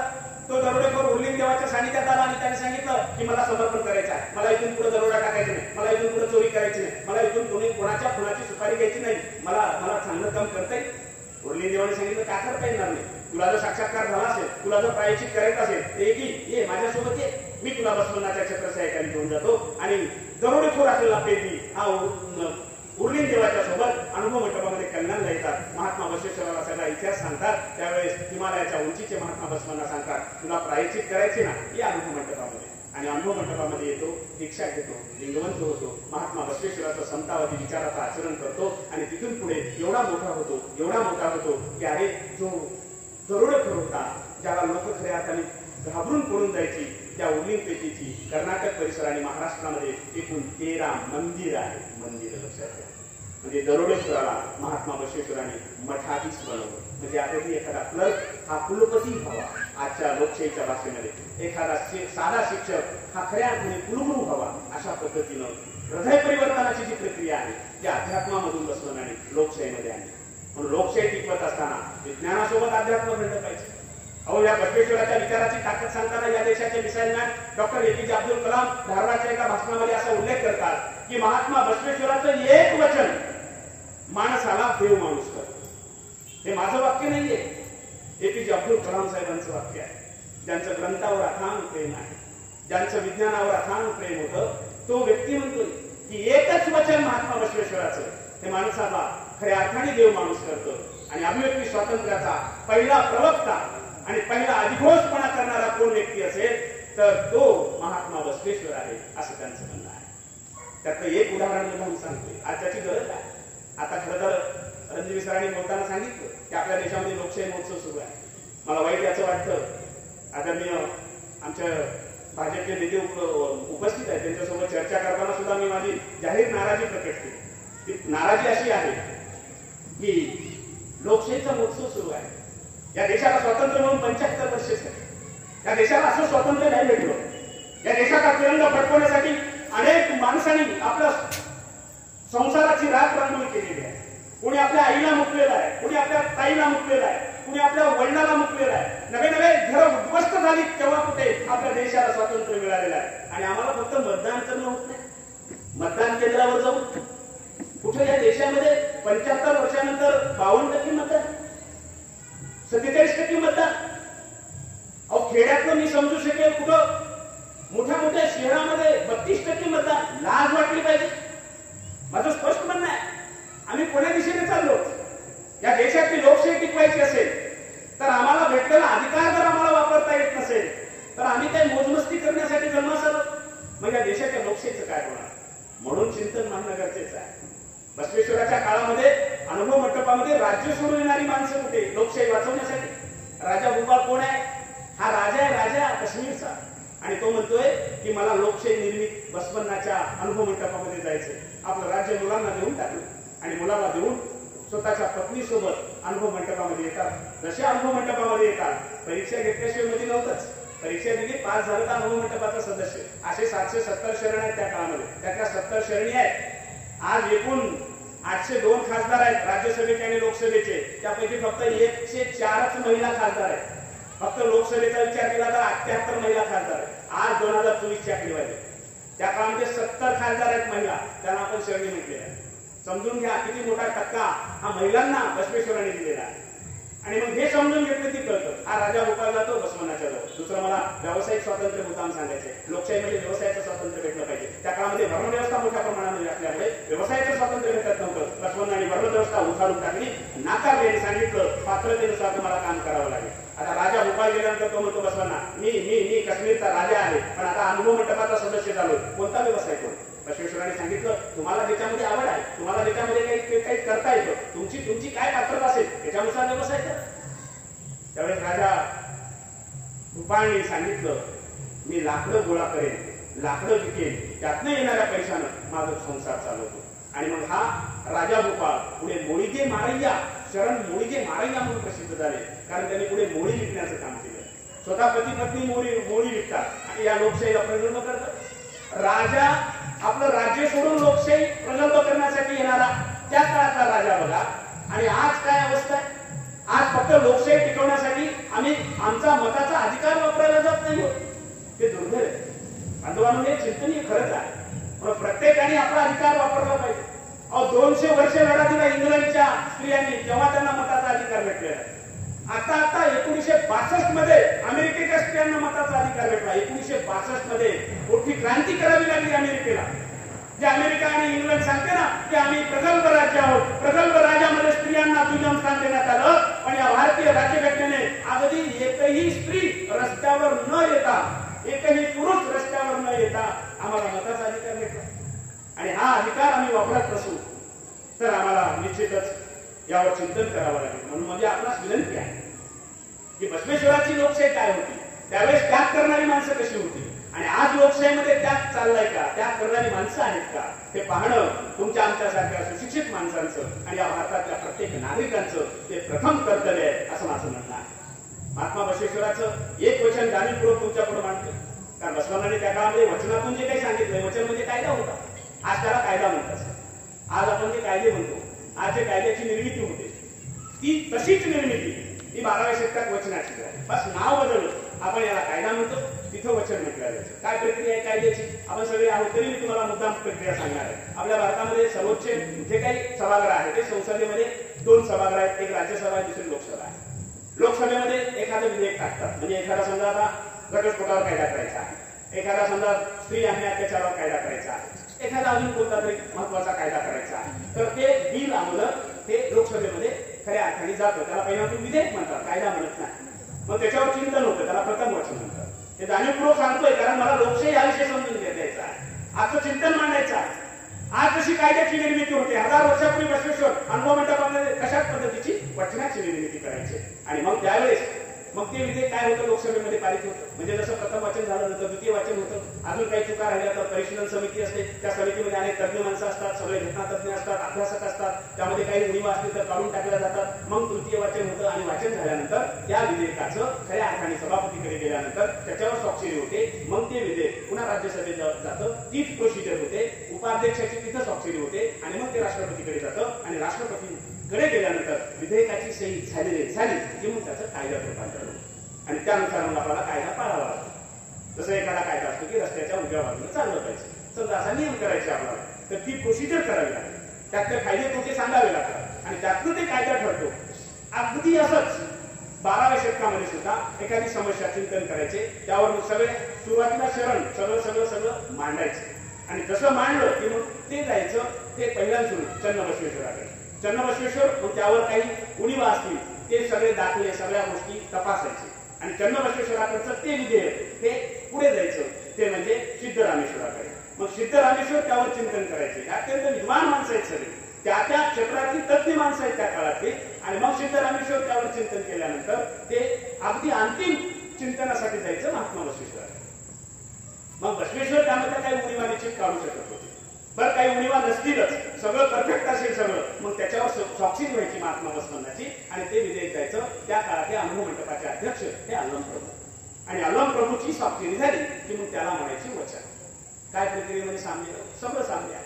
म्हणजे जसं कायदा होतोय तशा पद्धतीने इथे वचन निर्मिती आहे. म्हणून लोकशाहीची जनक महात्मा बसवेश्वर आहे. म्हणून लोकशाही आज जे काही आपल्या देशामध्ये चालते त्याची पाळंमुळं हे आपल्याला अनुभव मंडपामध्ये तशाच तसे दिसतात. एवढंच नाही तर अध्यक्ष कुणाला केले, अलम प्रभूला. अलम प्रभू कोण्या जातीचे येतात तसं पाहिलं तर अलम प्रभू हे नटू समाजाचे आहेत. म्हणजे आजच्या भाषेमध्ये आपण त्याला महाराष्ट्रीयन भाषेमध्ये डोंबारी म्हणतो. डोंबारी समाजाची आजची अवस्था बघा. आणि त्या काळामध्ये डोंबारी समाजात जन्मलेल्या फक्त विद्वत्तेमुळे, फक्त पात्रतेमुळे, फक्त गुणवत्तेमुळे, फक्त अनुभवामुळे आणि फक्त ज्ञानामुळे अलम प्रभूला त्यांनी सर्वोच्च पद दिलेलं आहे. आपल्या भाच्याला नाही दिलं, भाचा हुशार होता पण नाही दिले. पात्रतेनुसार पद देण्याची परंपरा ही बसवेश्वरांनी या देशामध्ये सुरू केली. त्याला म्हणायचं लोकशाही. संधीनुसार पात्रतेनुसार ही मोठी पदं मला वाटतं महात्मा बसवेश्वरांनी त्या काळामध्ये आपल्याला दिल्याचे दिसतात. म्हणून बसवेश्वरकालीन जी लोकशाही आहे ती आज आपल्याला पुढे घेऊन जात असताना भारताच्या लोकशाहीला तिथं गुंफवणं, दोघांमधला ऋणानुबंध शोधणं हे चिंतन करणं गरजेचं आहे. आज शिक्षा लगेच मिळते का? त्या काळामध्ये लगेच शिक्षेचं परावधान, म्हणजे एखाद्याने जर चूक केली की लगेच त्याच्या कानामध्ये तप्त तेल ओतल्या जायचे, अगदी चौकामध्ये. आज काय अवस्था आहे? एखाद्या स्त्रीवर अत्याचार होतो आणि ती साल कारवाया चालतात.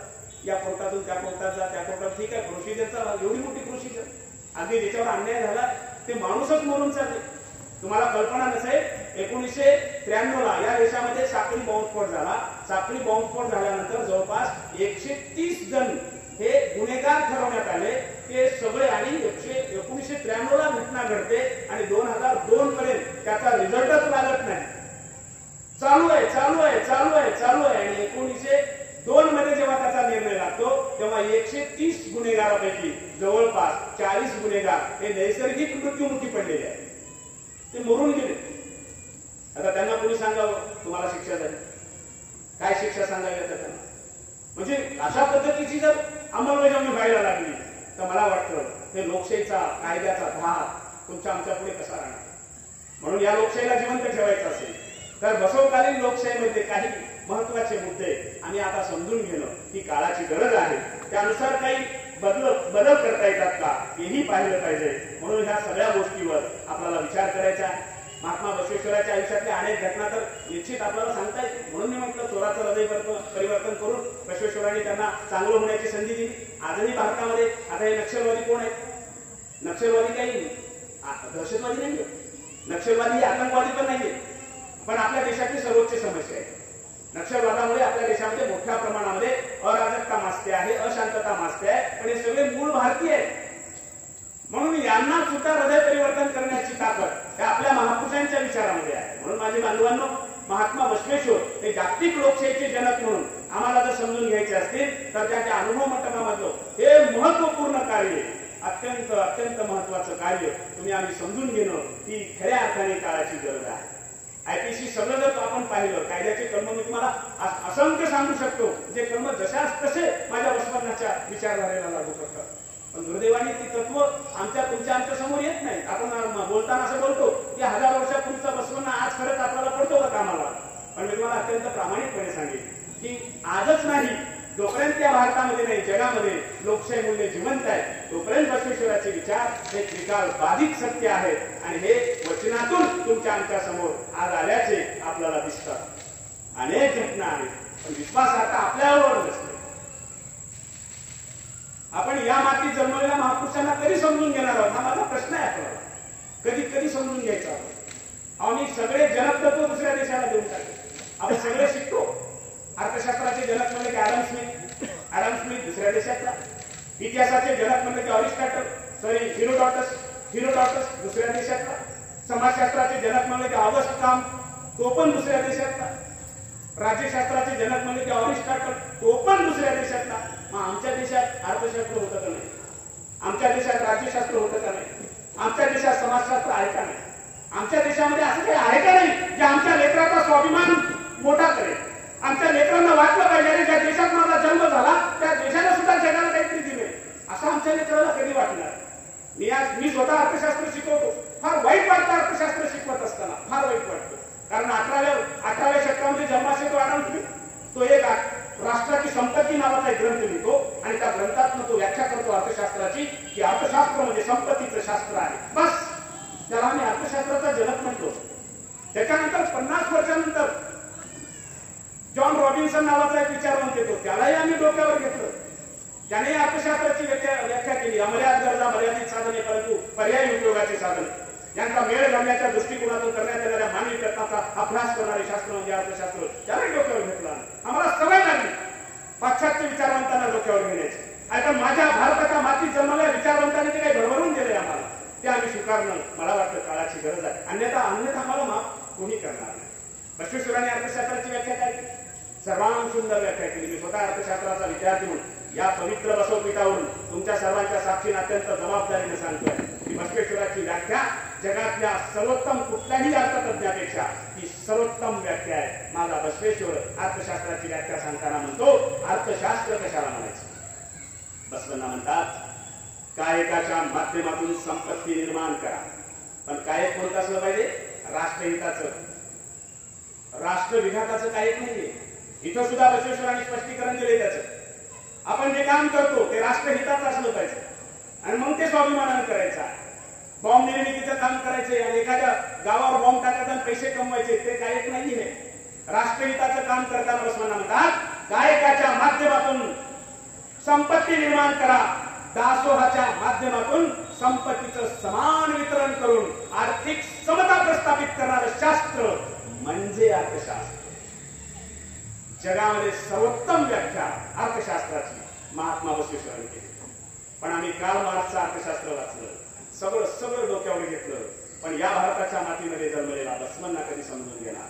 आणि हा बसवण्णा जर आम्हाला समजून घ्यायचा असेल तर कुठेतरी थोडं जातीच्या धर्माच्या बाजूला जाऊ.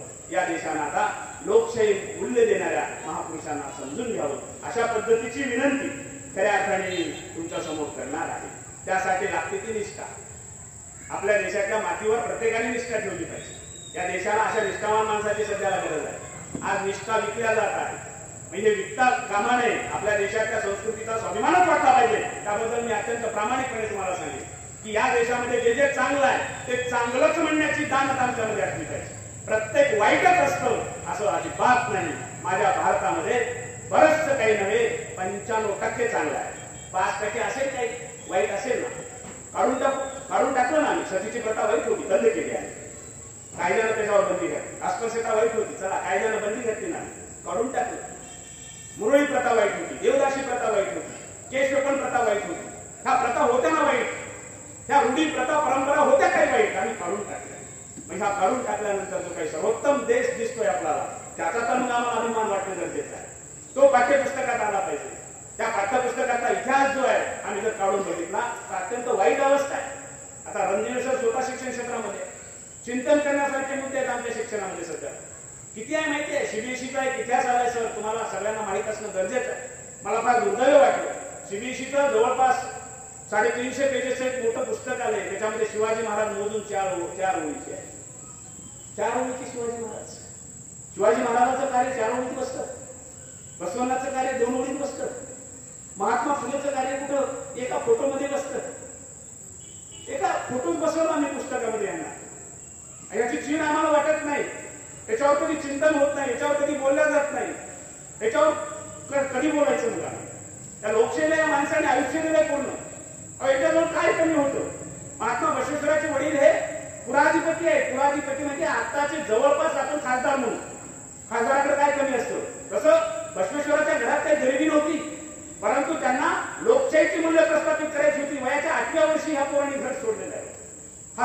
समजून घेतला पाहिजे.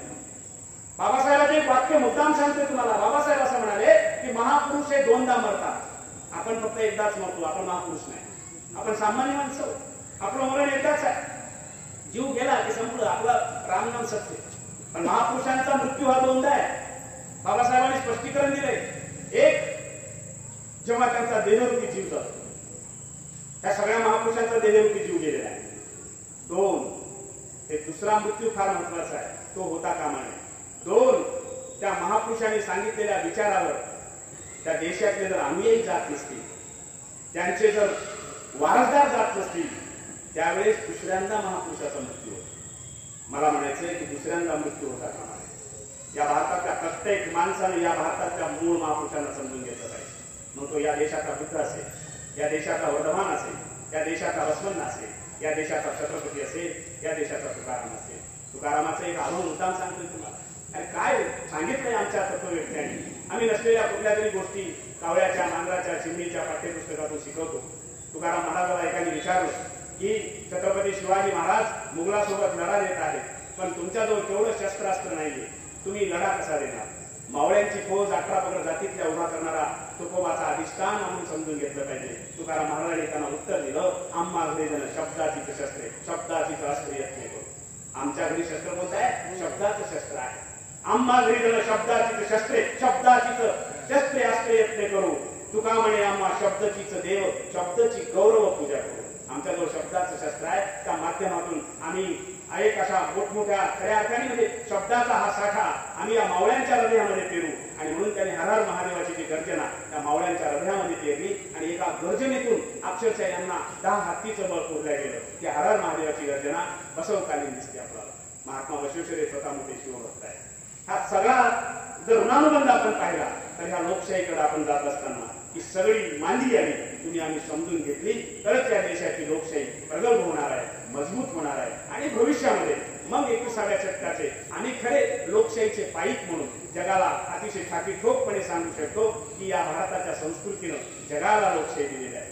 त्यासाठी आपल्या महापुरुषावर विश्वास असला पाहिजे. साधं मुद्दाम एक उदाहरण सांगणार आहे तुम्हाला. भारताची मानसिकता काय झालेली आहे? भारताची मानसिकता अशी झालेली आहे की आम्हाला आमच्या देशातलं काही चांगलं घटायला तयारच नाही. एक शेतकरी, असं दुष्काळग्रस्त भागातला शेतकरी, कदाचित आमच्या नांदेडचाच असावा, आमच्याकडे पाऊसच पडत नाही. मी फार कोरडवाहू शेतीतला माणूस आहे. तुमच्याकडची हिरवी शेती बघली ना, असं मला असं देवा वाटला तुमच्या सगळ्या शिवाराचा. आणि जेवढी हिरवी शेती आहे त्याच्यापेक्षा तुम्ही दिलदार माणसं आहात सगळी. फार मोठ्या मनाची, मोठ्या हृदयाची माणसं. तुमच्यासारखी माणसं पाहिजे की मला निश्चित मला फार स्वाभिमान वाटला, अभिमान वाटला. तसा तो शेतकरी कोरडवाहू शेतीतला 2 वर्ष पाऊसच पडला नाही, भयान दुष्काळ. पण हा फार मोठा देवभक्त. गावात सगळ्या ईश्वराची देवाची मंदिर छान बांधली. सगळेजण मस्त नामभक्तीमध्ये देवावर प्रगाढ विश्वास असला पाहिजे. तो विश्वास होता त्या शेतकऱ्याचा. 2 वर्षे पाऊस नाही. मग एकदा असं झालं, त्याला असं वाटलं की आता पाऊस नाहीये, आपला खर्च चलत नाहीये, प्रपंच चलत नाहीये, संसार चलत नाहीये, आपल्या मुलीचं लग्न करायचं आहे, पोराचं मुलीचं शिक्षण बाकी आहे, अजून दुसऱ्या काय करायचं. म्हणून त्यांनी देवालाच पत्र लिहिलं. गोळ्या बाबा शेतकरी फार भोळी श्रद्धा असतो. त्यांनी देवाला पत्र लिहिलं की हे देवा, इतकी वर्ष मी तुझी सेवा केली, मंदिराला दान दिलेलं आहे, सगळं मी अगदी व्यवस्थित केलंय, माझ्याजवळ पैसे होते म्हणून. आज मी थोडा अडचणीत आहे आणि माझा तुझ्यावर विश्वास आहे, थोडी मदत करशील. फार काही नको, पण एक 10,000 तरी तू दिले पाहिजे. म्हणून त्यांनी पत्र लिहिले. आता त्याच्यावर पत्ता लिहिला त्यांनी स्वर्ग. कारण आमच्या अशा एक धारणा आहे की देव सगळे स्वर्गात राहतात. त्याचा दोष नाहीच आहे, अजिबात दोष नाही त्याचा. त्यांनी पत्ता स्वर्ग लिहिला, देवाचं नाव पण टाकलं, पत्र बिचाऱ्यानं आपल्या टपालामध्ये टाकून दिलं. एक आता प्रत्येक पत्र टपालातून बघतायत स्वर्ग पुढे चाललंय, पुढे चाललंय. शेवटी काश्मीरचं टोक तिथं जाऊन पडलं ते पत्र. आता पुढे कुठं जाणार? अगदी 8-10 दिवस झाला ते पत्र तिथं पडून आहे. पण एक अगदी कदाचित तो पश्चिम महाराष्ट्रातला पोस्टमॅन असेल, फार दिलदार हृदयाचा. त्याने ते बघितलं की बाबा बरेच दिवस झाले पत्र इथंच पडून आहे, जात नाहीये कुठं, वाचावं आपण काय आहे. आणि त्याच्यात ती माणूस ती जागा झाली. त्यांनी बघितलं, त्याच्यावर सगळी दैनंदिन अवस्था त्या शेतकऱ्याने लिहिलेली आहे आणि ईश्वरावर फार मोठी त्याची श्रद्धा आहे. आणि त्यांना असं तिथं लिहिलंय की मला देव नक्की मदत करेल. पहा, आता ही श्रद्धा तुटता कामा नये म्हणून त्या भल्या दिलदार पोस्टमॅनने आपल्या सगळ्या सहकार्याला बोलवलं आणि बोलून सांगितलं, बघा एका शेतकऱ्याचं पत्र आलं, बिचाऱ्याने स्वर्गाचा पत्ता लिहिलाय का, पण स्वर्ग नरक ह्या कल्पनात्मामध्ये कुठं आहे, ह्या खऱ्याचा खोट्या यावर फार मोठे वाद आहे. बसवनाने तर सांगितलं, सत्य बोलणे हाची स्वर्ग, असत्य बोलणे हाची नरक, आहो म्हणणे हाची स्वर्ग, आरे म्हणणे हाची नरक, सदाचार हाची स्वर्ग, अनाचार हाची नरक, हे पूर्ण संगम देवा, त्यास तुमचे चरण साक्ष आणि मज मन साक्ष. मग त्यावेळेस त्या शेतकऱ्याचं पत्र फाडून त्यांनी सगळ्या अधिकाऱ्याला, सेवकाला, सगळ्याला बोलवलं आणि सगळ्यांनी मग कोणी 500 रुपये दिले, कोणी 1000 रुपये दिले, असं करत करत करत एक 5000 रुपये जमले. जमल्यानंतर त्यांनी शेतकऱ्यांनी पत्ता दिलाच होता, त्या पत्त्यावर 5000चं पोस्टमॅननी सगळं पॅक केलं आणि ते पाठवून दिलं पत्त्यावर. इकडं शेतकरी मात्र सगळ्या गावात सांगत होता, मला देव मदत करणार, मला देवावर विश्वास आहे. तसं तर 2 महिने होऊन गेले, लोक हसायला लागले, गडायच करे, देव कसा मदत करेल. तरीही तो म्हणतोय ना, माझा देवावर विश्वास आहे, मला देव मदत करणार. बघा एवढी प्रगाढ श्रद्धा असेल ना, याची देही याची डोळा देव प्राप्ती होऊ शकते असं माझं म्हणणं आहे. बिलकुल होऊ शकते. मी फार श्रद्धाळू माणूस आहे, अंधश्रद्धाळू नाही. आणि त्यावेळेस त्या शेतकऱ्याला ते पत्र भेटले. सगळे लोक म्हणले, अरे देवानी मदत केली, देवानी मदत केली. सगळे जमले. जसे जमले त्याने ते पत्र फाडलं आणि फाडल्यानंतर पैसे मोजले. पैसे 5000 निघाले. तेव्हा मात्र त्याला तो चिंता झाला. तो म्हणाला, देवाला मी 10,000 मागितले होते आणि मला 100% खात्री आहे की देवानं 10,000च पाठवले असणार. ते पोस्टमॅन खराब आहे, त्यांनी 5000 काढून घेतले. ही अवस्था आहे, ही मानसिकता आहे. म्हणजे शेवटी आम्ही माणसाला कधी महत्व देणार, माणसावर कधी विश्वास ठेवणार नाही. अहो नुसतं साधं आपण घरचे माणसाचं कुठे जात असतील, 22-23 वर्षाचं त्यांना बाण पोरलं घरामध्ये राहतं, पण आई वडील पोरावर विश्वास ठेवत नाही. आई वडील घरातल्या कुत्र्यावर विश्वास ठेवतात. त्यांना असं वाटतं की हे कुत्र प्रामाणिक आहे. माझी विनंती आहे इथं, हरामासाच्या माणसावर विश्वास ठेवला पाहिजे. बसवनांनी सांगितलं की माणसावर विश्वास ठेवा, कारण या जगाला सर्वोत्तम करणारा कोण असेल तर तो माणूस आहे. फॅनचा शोध माणसाने लावला, इंजिनाचा शोध माणसाने लावला, विमानाचा शोध माणसाने लावला, रेल्वेचा शोध माणसाने लावला, सगळी शोध माणसाने लावले. अत्यंत आनंदामध्ये आपण जगतो.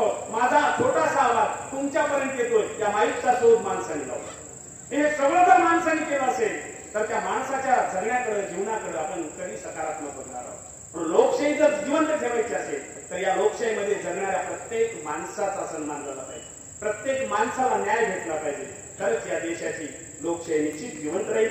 आणि म्हणून जास्त वेळ बोलणं हे संयुक्तिक नाहीये, कारण विषय खूप मोठा आहे. 25,000 वचनं आहेत. एका वचनावर 1 तास बोलावं अशा अर्थगर्भित वचनं आहेत. तुम्ही शांत बसून ऐकलात म्हणजे एकही उठायला तयार नसाल तर फार मोठी अडचण होते. मी असाच एका कार्यक्रमात गेलो, दन बोलत राहिलो, बोलत बोलत बोलत एवढा बोलत राहिलो, मला काही म्हणजे भानच राहिलं नाही. पहिले सुरुवातीला होते 700-800, नंतर 300 राहिले. तरी बोलत राहिलो. 300 आहेत ना, आपली आहेत ना, पक्की आहेत ना, ऐका आहेत ना, बोल 100च तरी बोलतो. एवढं बोललो, 3च राहिले. पण बोलणं सोडलं, बोलत राहायचं. पण आता मला थोडा आटपावच आता, पण आता 3च राहिले. मला फार आनंद वाटला. 3 माणसं हे पक्के आहेत, ऐकणारे, त्यांना समजलं असेल, त्यांचं हृदय परिवर्तन झालं असेल, त्यांचं मन परिवर्तन झालं असेल. म्हणून एकाला विचारलं, बाबा काय थांबलास, एवढं आवडलं? त्यामुळे कसं आहे, अडचण आहे सर, मला माईक मजा घरचा आहे. घरला जावं तर घरचं जेवण बंद होते. माईक साठी थांबलो. तुम्ही काय सांगलं फारसं काही कळलं नाही. थोडा दुःखी झालो. नंतर दुसऱ्याला विचारलं, तुझं नेमकं कारण? ते मला ज्या चटईवर उभा आहोत ती चटई घरची आहे, नवी आहे, तुम्हाला दिली गुन्हा झाला. तिसरं तर लाकूड घेऊनच थांबलेलं. मी म्हणलं आता हा तर कार्यक्रम लावायला, आता मला काही नांदेडला जात नाही. ते म्हणलं बाबा तुझं नेमकं कारण तुला समजलं का कसं? ते मला तुम्ही टेन्शन घेऊ नका सर. अजून 2 तास जरी बोलल्या मला काही अडचण नाही. मला तुम्ही का बंद केला मला काही माहित नाही. मला 2 तास जरी बोलल्या अडचण काही नाही. फक्त तुम्हाला इथं बोलवलं कोण, नाव सांगा. मला तुमची काहीच अडचण नाही. तुम्ही आले का बोलायला मला किती, तुम्हाला बोलवलं कोण द्यायचं. मला रणजित सरांनी आणि त्यांच्या जयंती मंडळाने बोलवलेलं आहे. ते आधीच नाव सांगून टाकतं, कारण मला पुन्हा नांदेडला जायचं आहे. असो, हा विनोदाचा भाग जरी सोडला तरी आपल्याला लोकशाहीवर चिंतन करावं लागेल. एक फक्त शेवटचं उदाहरण सांगून मी बांधवांना तुमची रजा घेणार आहे, ते म्हणजे निष्ठा. आज लोकशाहीवर निष्ठा जर असती ना आमची तुमची, तर 90% तरी मतदान झालं असतं. मी पुन्हा त्या मतदानावर काय आलो, कारण मी स्वतः राज्यशास्त्राचा विद्यार्थी आहे, स्वतः राज्यशास्त्र विद्यार्थ्यांना शिकवतो. आणि जर लोकशाहीमध्ये जर मताचा अधिकाराचं महत्व कमी होत गेलं ना, तर आम्हाला चिंता करावीच लागेल. कोण करेल का नाही माहित नाही, पण तुम्हाला आम्हाला करावी लागेल. म्हणून निष्ठा लोकशाहीवर असली पाहिजे, निष्ठा या देशाच्या स्वातंत्र्यावर असली पाहिजे. निष्ठा किती असावी, मग किती असावी, त्याचं सर्वोत्तम उदाहरण आम्हाला महात्मा बसवेश्वराच्या विचारामध्ये दिसतं. काय उदाहरण? गुलबर्गा नगरामध्ये एक हरळे या नावाचं दाम्पत्य आहे. शरण हरळे आणि कल्याण माझे हात होते. काय काम करत होते? अहो, ते साधं घुटं बनवायचे आणि काय. पण त्या गुलबर्ग्याला एक बातमी गेली की महात्मा बसवेश्वर अनुभव मंडपामध्ये सगळ्या लोकांना दीक्षा देत आहे, सगळ्यांना देव प्राप्तीचा अधिकार देत आहे. तिथं स्त्री पुरुष कोणताच भेदभाव नाही म्हणे. आपण जाऊया.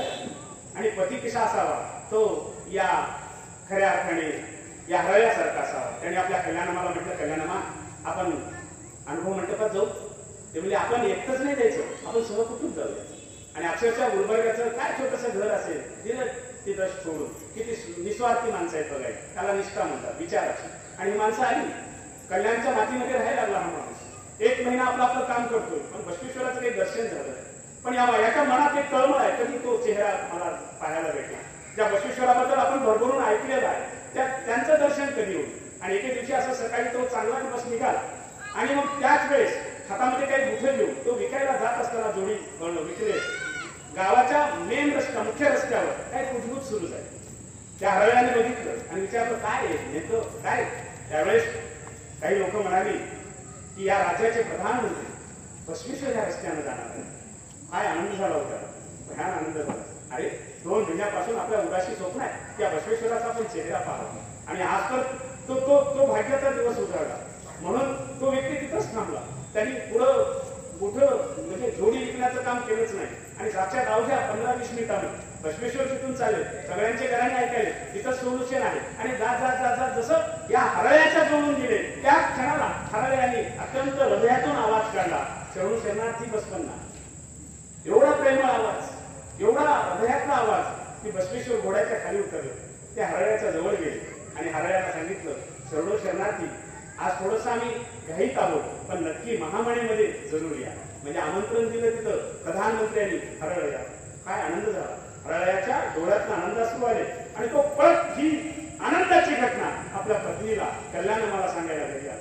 आणि घरी जसा आला, काय पेरला असेल, काय पेरला असेल बसवेश्वराने. किती मिनिटाची भेट आहे, अवघ्या 30 सेकंदाची भेट आहे. 30 सेकंदामध्ये त्या बसवेश्वर नावाच्या व्यक्तीनं एका नजरेतनं या हरळ्याच्या हृदयात असं काय पेरलं असेल की हरळ्या घरी येऊन आपल्या पत्नीला म्हणतो की कल्याणमा, आपण बसवेश्वराबद्दल जे ऐकलं होतं ते फारच कमी आहे, त्याच्यापेक्षा कितीतरी मोठ्या हृदयाचा हा महामानव आहे. पण आपल्याला घरी बोलवलं बसवेश्वराने, आपल्याला घरी जायचंय. कल्याणमा म्हणते, घरी जायचंय खरं आहे, परंतु आपण काहीतरी घेऊन गेलं पाहिजे. जसं आता आम्हाला इथं पुस्तक भेट दिली, इथं लवकर येणाऱ्यांना जयंती मंडळाने भेट ठेवलेली आहे. सर्व दिवस उपस्थित राहणाऱ्यांना विशेष भेट ठेवलेली आहे. म्हणजे आपल्या भारताची एक संस्कृती आहे भेट वस्तू देणे. काय भेट द्यावी, मोठा प्रश्न पडतो मला कधी कधी. जेव्हा एखादी मूलपत्रिका येते लग्नाची, तुम्हाला प्रश्न पडत असेल, मूलपत्रिका येऊन एखादा साडी काहीतरी आपल्याला तो देऊन टाकतो आणि आपल्याला वाटतं की आता आपल्याला लग्नाला गेलं पाहिजे, काहीतरी भेटवस्तू घेऊन जातो. यांनी काय भेटवस्तू द्यावी, यांच्यामध्ये चर्चा झाली. पती पत्नी असे असावे. आज असे जर पती पत्नी आपल्या घरामध्ये तयार झाले तर त्या घरात भांडण होणार नाही, त्या घरामध्ये अशांतता निर्माण होणार नाही, त्या घराला घर पण भेटेल. घर असावे घरासारखे, नकोच नुसत्या भेटी. तिथे असावा प्रेम जिव्हाळा, नकोच नुसत्या नाती. घटस्फोटाचं जर प्रमाण पाहिलं तर बसवेश्वराचा हा विचार तुम्ही आम्ही समजून घेतला पाहिजे. आणि कल्याणमा आपल्या नवऱ्याला म्हणते की आपल्याला बसवेश्वराला भेट देत असताना आपण चांगली भेट देऊया. ते प्रधानमंत्री आहेत, आपण गरीब आहोत, काय घेऊन जायचं. तेव्हा तो हरळ्या विचार करतो आहे, काही जरी घेऊन गेलो तर त्यांच्या घरी ते आधीच राहणार आहे. त्यावेळेस कल्याणमा म्हणते, आपण असं करूया, आपण जर जोडी बनवण्याचं काम करतो, आपण जोडी घेऊन जाऊया. बघतो त्याला, तो म्हणतो, अरे चांगला विचार आहे. म्हणजे स्त्रीचा सुद्धा विचार पुरुषांनी 1000 वर्षापूर्वी स्वीकारला. आज आमच्या घरची जर एखादी माय म्हणत असेल बापाला आपण असं करूया, तुला काय कळत नाही तो बस, म्हणजे याला सगळंच कळत, किलर जातो तरी म्हणतो तुला काय कळत नाही. म्हणजे एखादं घर घ्यायचं, एखादं काही घ्यायचंय, त्यानं नुसतं या माऊलीनं विचार, म्हणजे आज सुद्धा आम्हाला विचार स्वातंत्र्य नाही.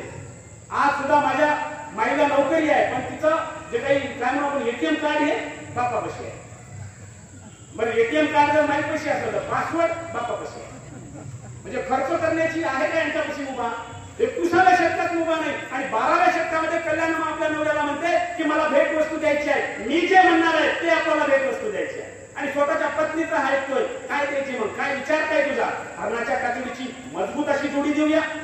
त्यावेळेस कल्याण म्हणते हरणाच्या कातडीची नाही देता येणार आपल्याला, कारण बसवेश्वर आपल्या घराच्या फुलाला मूल म्हणतात, एवढा अहिंसावादी माणूस, आणि हरणाच्या कातडीची नको नको, मग हत्तीच्या नकोच. आणि हा अचंबित झाला. आणि मग शेवटी हरळ्या म्हणतो, कल्याण मा नेमकं तुझ्या मनात विचार तरी काय आहे, काय काय कशी भेट वस्तू द्यायची? मग हरणाच्या कातडीची नको म्हणतोय, हत्तीच्या नको म्हणतोय, कोणाच प्राण्याच्या? मग ती म्हणते आपल्याच कातडीची देऊ. काय विचार, काय केलं असेल? 30 सेकंदाची भेट आहे फक्त बसवण्याची. याला म्हणतात लोकशाही मूल्यावरील निष्ठा, याला म्हणतात आपल्या नेत्यावरील निष्ठा, याला म्हणतात आपण ज्यांच्या मार्गदर्शनाखाली काम करतोय त्या व्यक्तिमत्वावरील निष्ठा.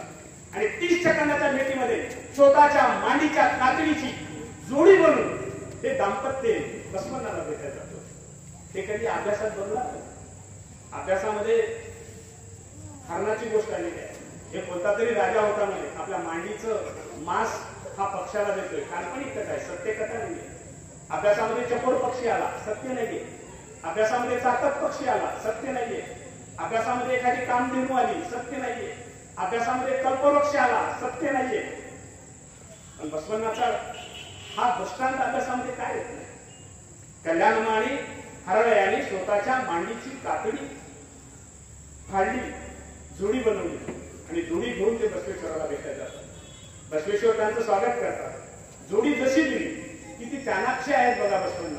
बसवण्णाने जोडी हातात घटाक्षरी ओळखलं की हरणाची कातडी नाही, ही प्राण्याची कातडी नाही. आणि त्यांना जेव्हा लक्षात आलं की साक्षात हरळ्याच्या मांडीची कातडी आहे, कल्याणबाच्या मांडीची कातडी आहे, तेव्हा या महामानवाने ती जोडी पायात नाही टाकली. म्हणजे कदर करणारी पण माणसं पाहिजेत ना, कौतुक करणारी पण माणसं पाहिजेत. आपल्यासाठी झटणारी जी माणसं असतात त्यांना सोबत घेणारी माणसं अत्यंत गरजेची असतात. नाहीतर स्वतःच्या स्वार्थासाठी अनेक माणसं पक्ष बदलणारे, विचार बदलणारे, नेते बदलणारे आपण बघतो. या लोकशाहीमध्ये मला वाटतं बसवण्णा यासाठी आवश्यक आहे, बसवण्णाची निष्ठा यासाठी आवश्यक आहे की स्वतःच्या मांडीच्या कातडीची जोडी बसवण्णाला दिल्यानंतर या प्रधानमंत्र्यांनी जोडी पायात नाही घातली. या प्रधानमंत्र्यांनी ती जोडी स्वतःच्या डोक्यावर ठेवली आणि सांगितलं, हरळ या कल्याण मा, आणि हे जोडी नाही, तिथं साक्षात संगमेश्वर देव आहे. याची जागा पायाशी नाहीये, याची जागा देवाऱ्यात आहे. होऊन जा आणि देवाऱ्यात त्याची पूजा कर. ही जी निष्ठा म्हणतो मला वाटतं ही निष्ठा नितांत गरजेची आहे. आणि अशी निष्ठा लोकशाहीवर असत, या भारतावर असत, तरच आपला देश प्रगल्भ होईल. अशी निष्ठा बसवण्णाच्या विचारावर ठेवली तर सोच को बदलो सितारे बदलते हैं, सितारों को बदलो नजारे बदलते हैं, कश्तियां बदलने की जरूरत नहीं, दिशाओं को बदलो किनारे अपने आप मिल जाएंगे. आज आपण खऱ्या अर्थाने आपली विचार करण्याची दिशा बदलून बसवेश्वराच्या विचाराचा जागर करावा अशा पद्धतीची विनंती करतो. तुम्ही माझं स्वागत केलं, सन्मान केला. मागणं एवढंच आहे, आपणा सर्वांची कौतुकाची माझ्या पाठीवर थाप आणि डोक्यावर फक्त आशीर्वाद हवाय. माझे खरं आईवडील निरक्षर आहेत. माझ्या आईवडिलांना लिहिता वाचता येत नाही, पण त्यांच्या हृदयामध्ये बसवण्णा असल्यामुळे मला त्यांनी शिक्षित केलं. आज 4 विषयामध्ये एम.ए आहे, B.एड आहे, प्राध्यापक केलं माझ्या आईवडिलांनी. म्हणून माझ्या इथल्या जमलेल्या माझ्या माता मौलीला एकच सांगणं आहे की आपल्या लेकराला उच्च शिक्षित करा, आपल्या लेकराला शिक्षण द्या. कारण शिक्षण हा तिसरा डोळा आहे आणि तो तिसरा डोळाच आपल्या लेकराला उज्ज्वल भविष्य देणार आहे. म्हणून या लेकरांना वचनाचं साहित्य द्या, अभंगाचं साहित्य द्या. या भारतामध्ये जन्मलेल्या प्रत्येक महापुरुषाचा इतिहास आपल्या लेकरांना लहानपणापासून त्यांच्या डोक्यामध्ये पेरा. त्या लेकरांचं भविष्य उज्ज्वल होईल याची गॅरंटी मात्र नक्कीच्या विचारपीठावरून आपणास मी देऊन इथं रजा घेतो. शरणो शरणार्थी.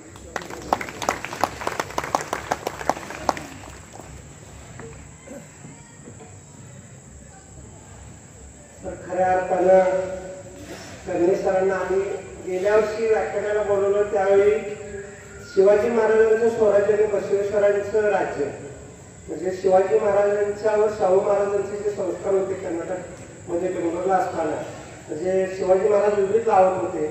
गेल्या वर्षीचं व्याख्यान ऐकून सर्व संयोजकांनी विनंती केली की कर्णे सरांनी यावर्षी बोलवायचं. पहिला बहुमान 16 वर्षात मिळवणारे पहिले वाक्य तुम्ही की सलग दुसऱ्या वर्षी लोकांनी बोलवायला सांगितलं, त्यासाठी एकदा जोरदार टाळा वाजवा. आणि 12व्या शतकातली लोकशाही आणि आजची लोकशाही हे खऱ्या अर्थाने समजून घेणं गरजेचं आहे. जो इतिहास आपल्याला माहीत नाही तो इतिहास माहिती करून घेणं म्हणजे भविष्याकडे वाटचाल करण्यासाठी एक चांगला मार्ग निवडणं असं म्हणण्याचं अवघड करणार नाही. हे सगळं करत असताना मानेसाहेब किंवा इथं विचारपीठात असलेल्या सर्वांना हे सगळं करत असताना 16 वर्ष भरपूर त्रास झाला, परंतु तो त्रास सहन करत इथे समोर जी माणसं दिसतात, शिरोळ तालुक्यामध्ये बरेच व्याख्यान मला होतं, परंतु माणसं दिसत नाही, पुढच्या सगळ्या मोकळ्या असतात. परंतु इथं कर्णसाहेबांना तुम्ही म्हणला की तुम्हाला कोण आणलं, तर इथं कोण आणलं याच्यापेक्षा का आलं हे महत्वाचं आहे. ते का येणं गरजेचं आहे, त्यासाठी ज्या समस्या त्या सगळ्या आम्ही सोडवल्यात. तर अरविंद माने साहेब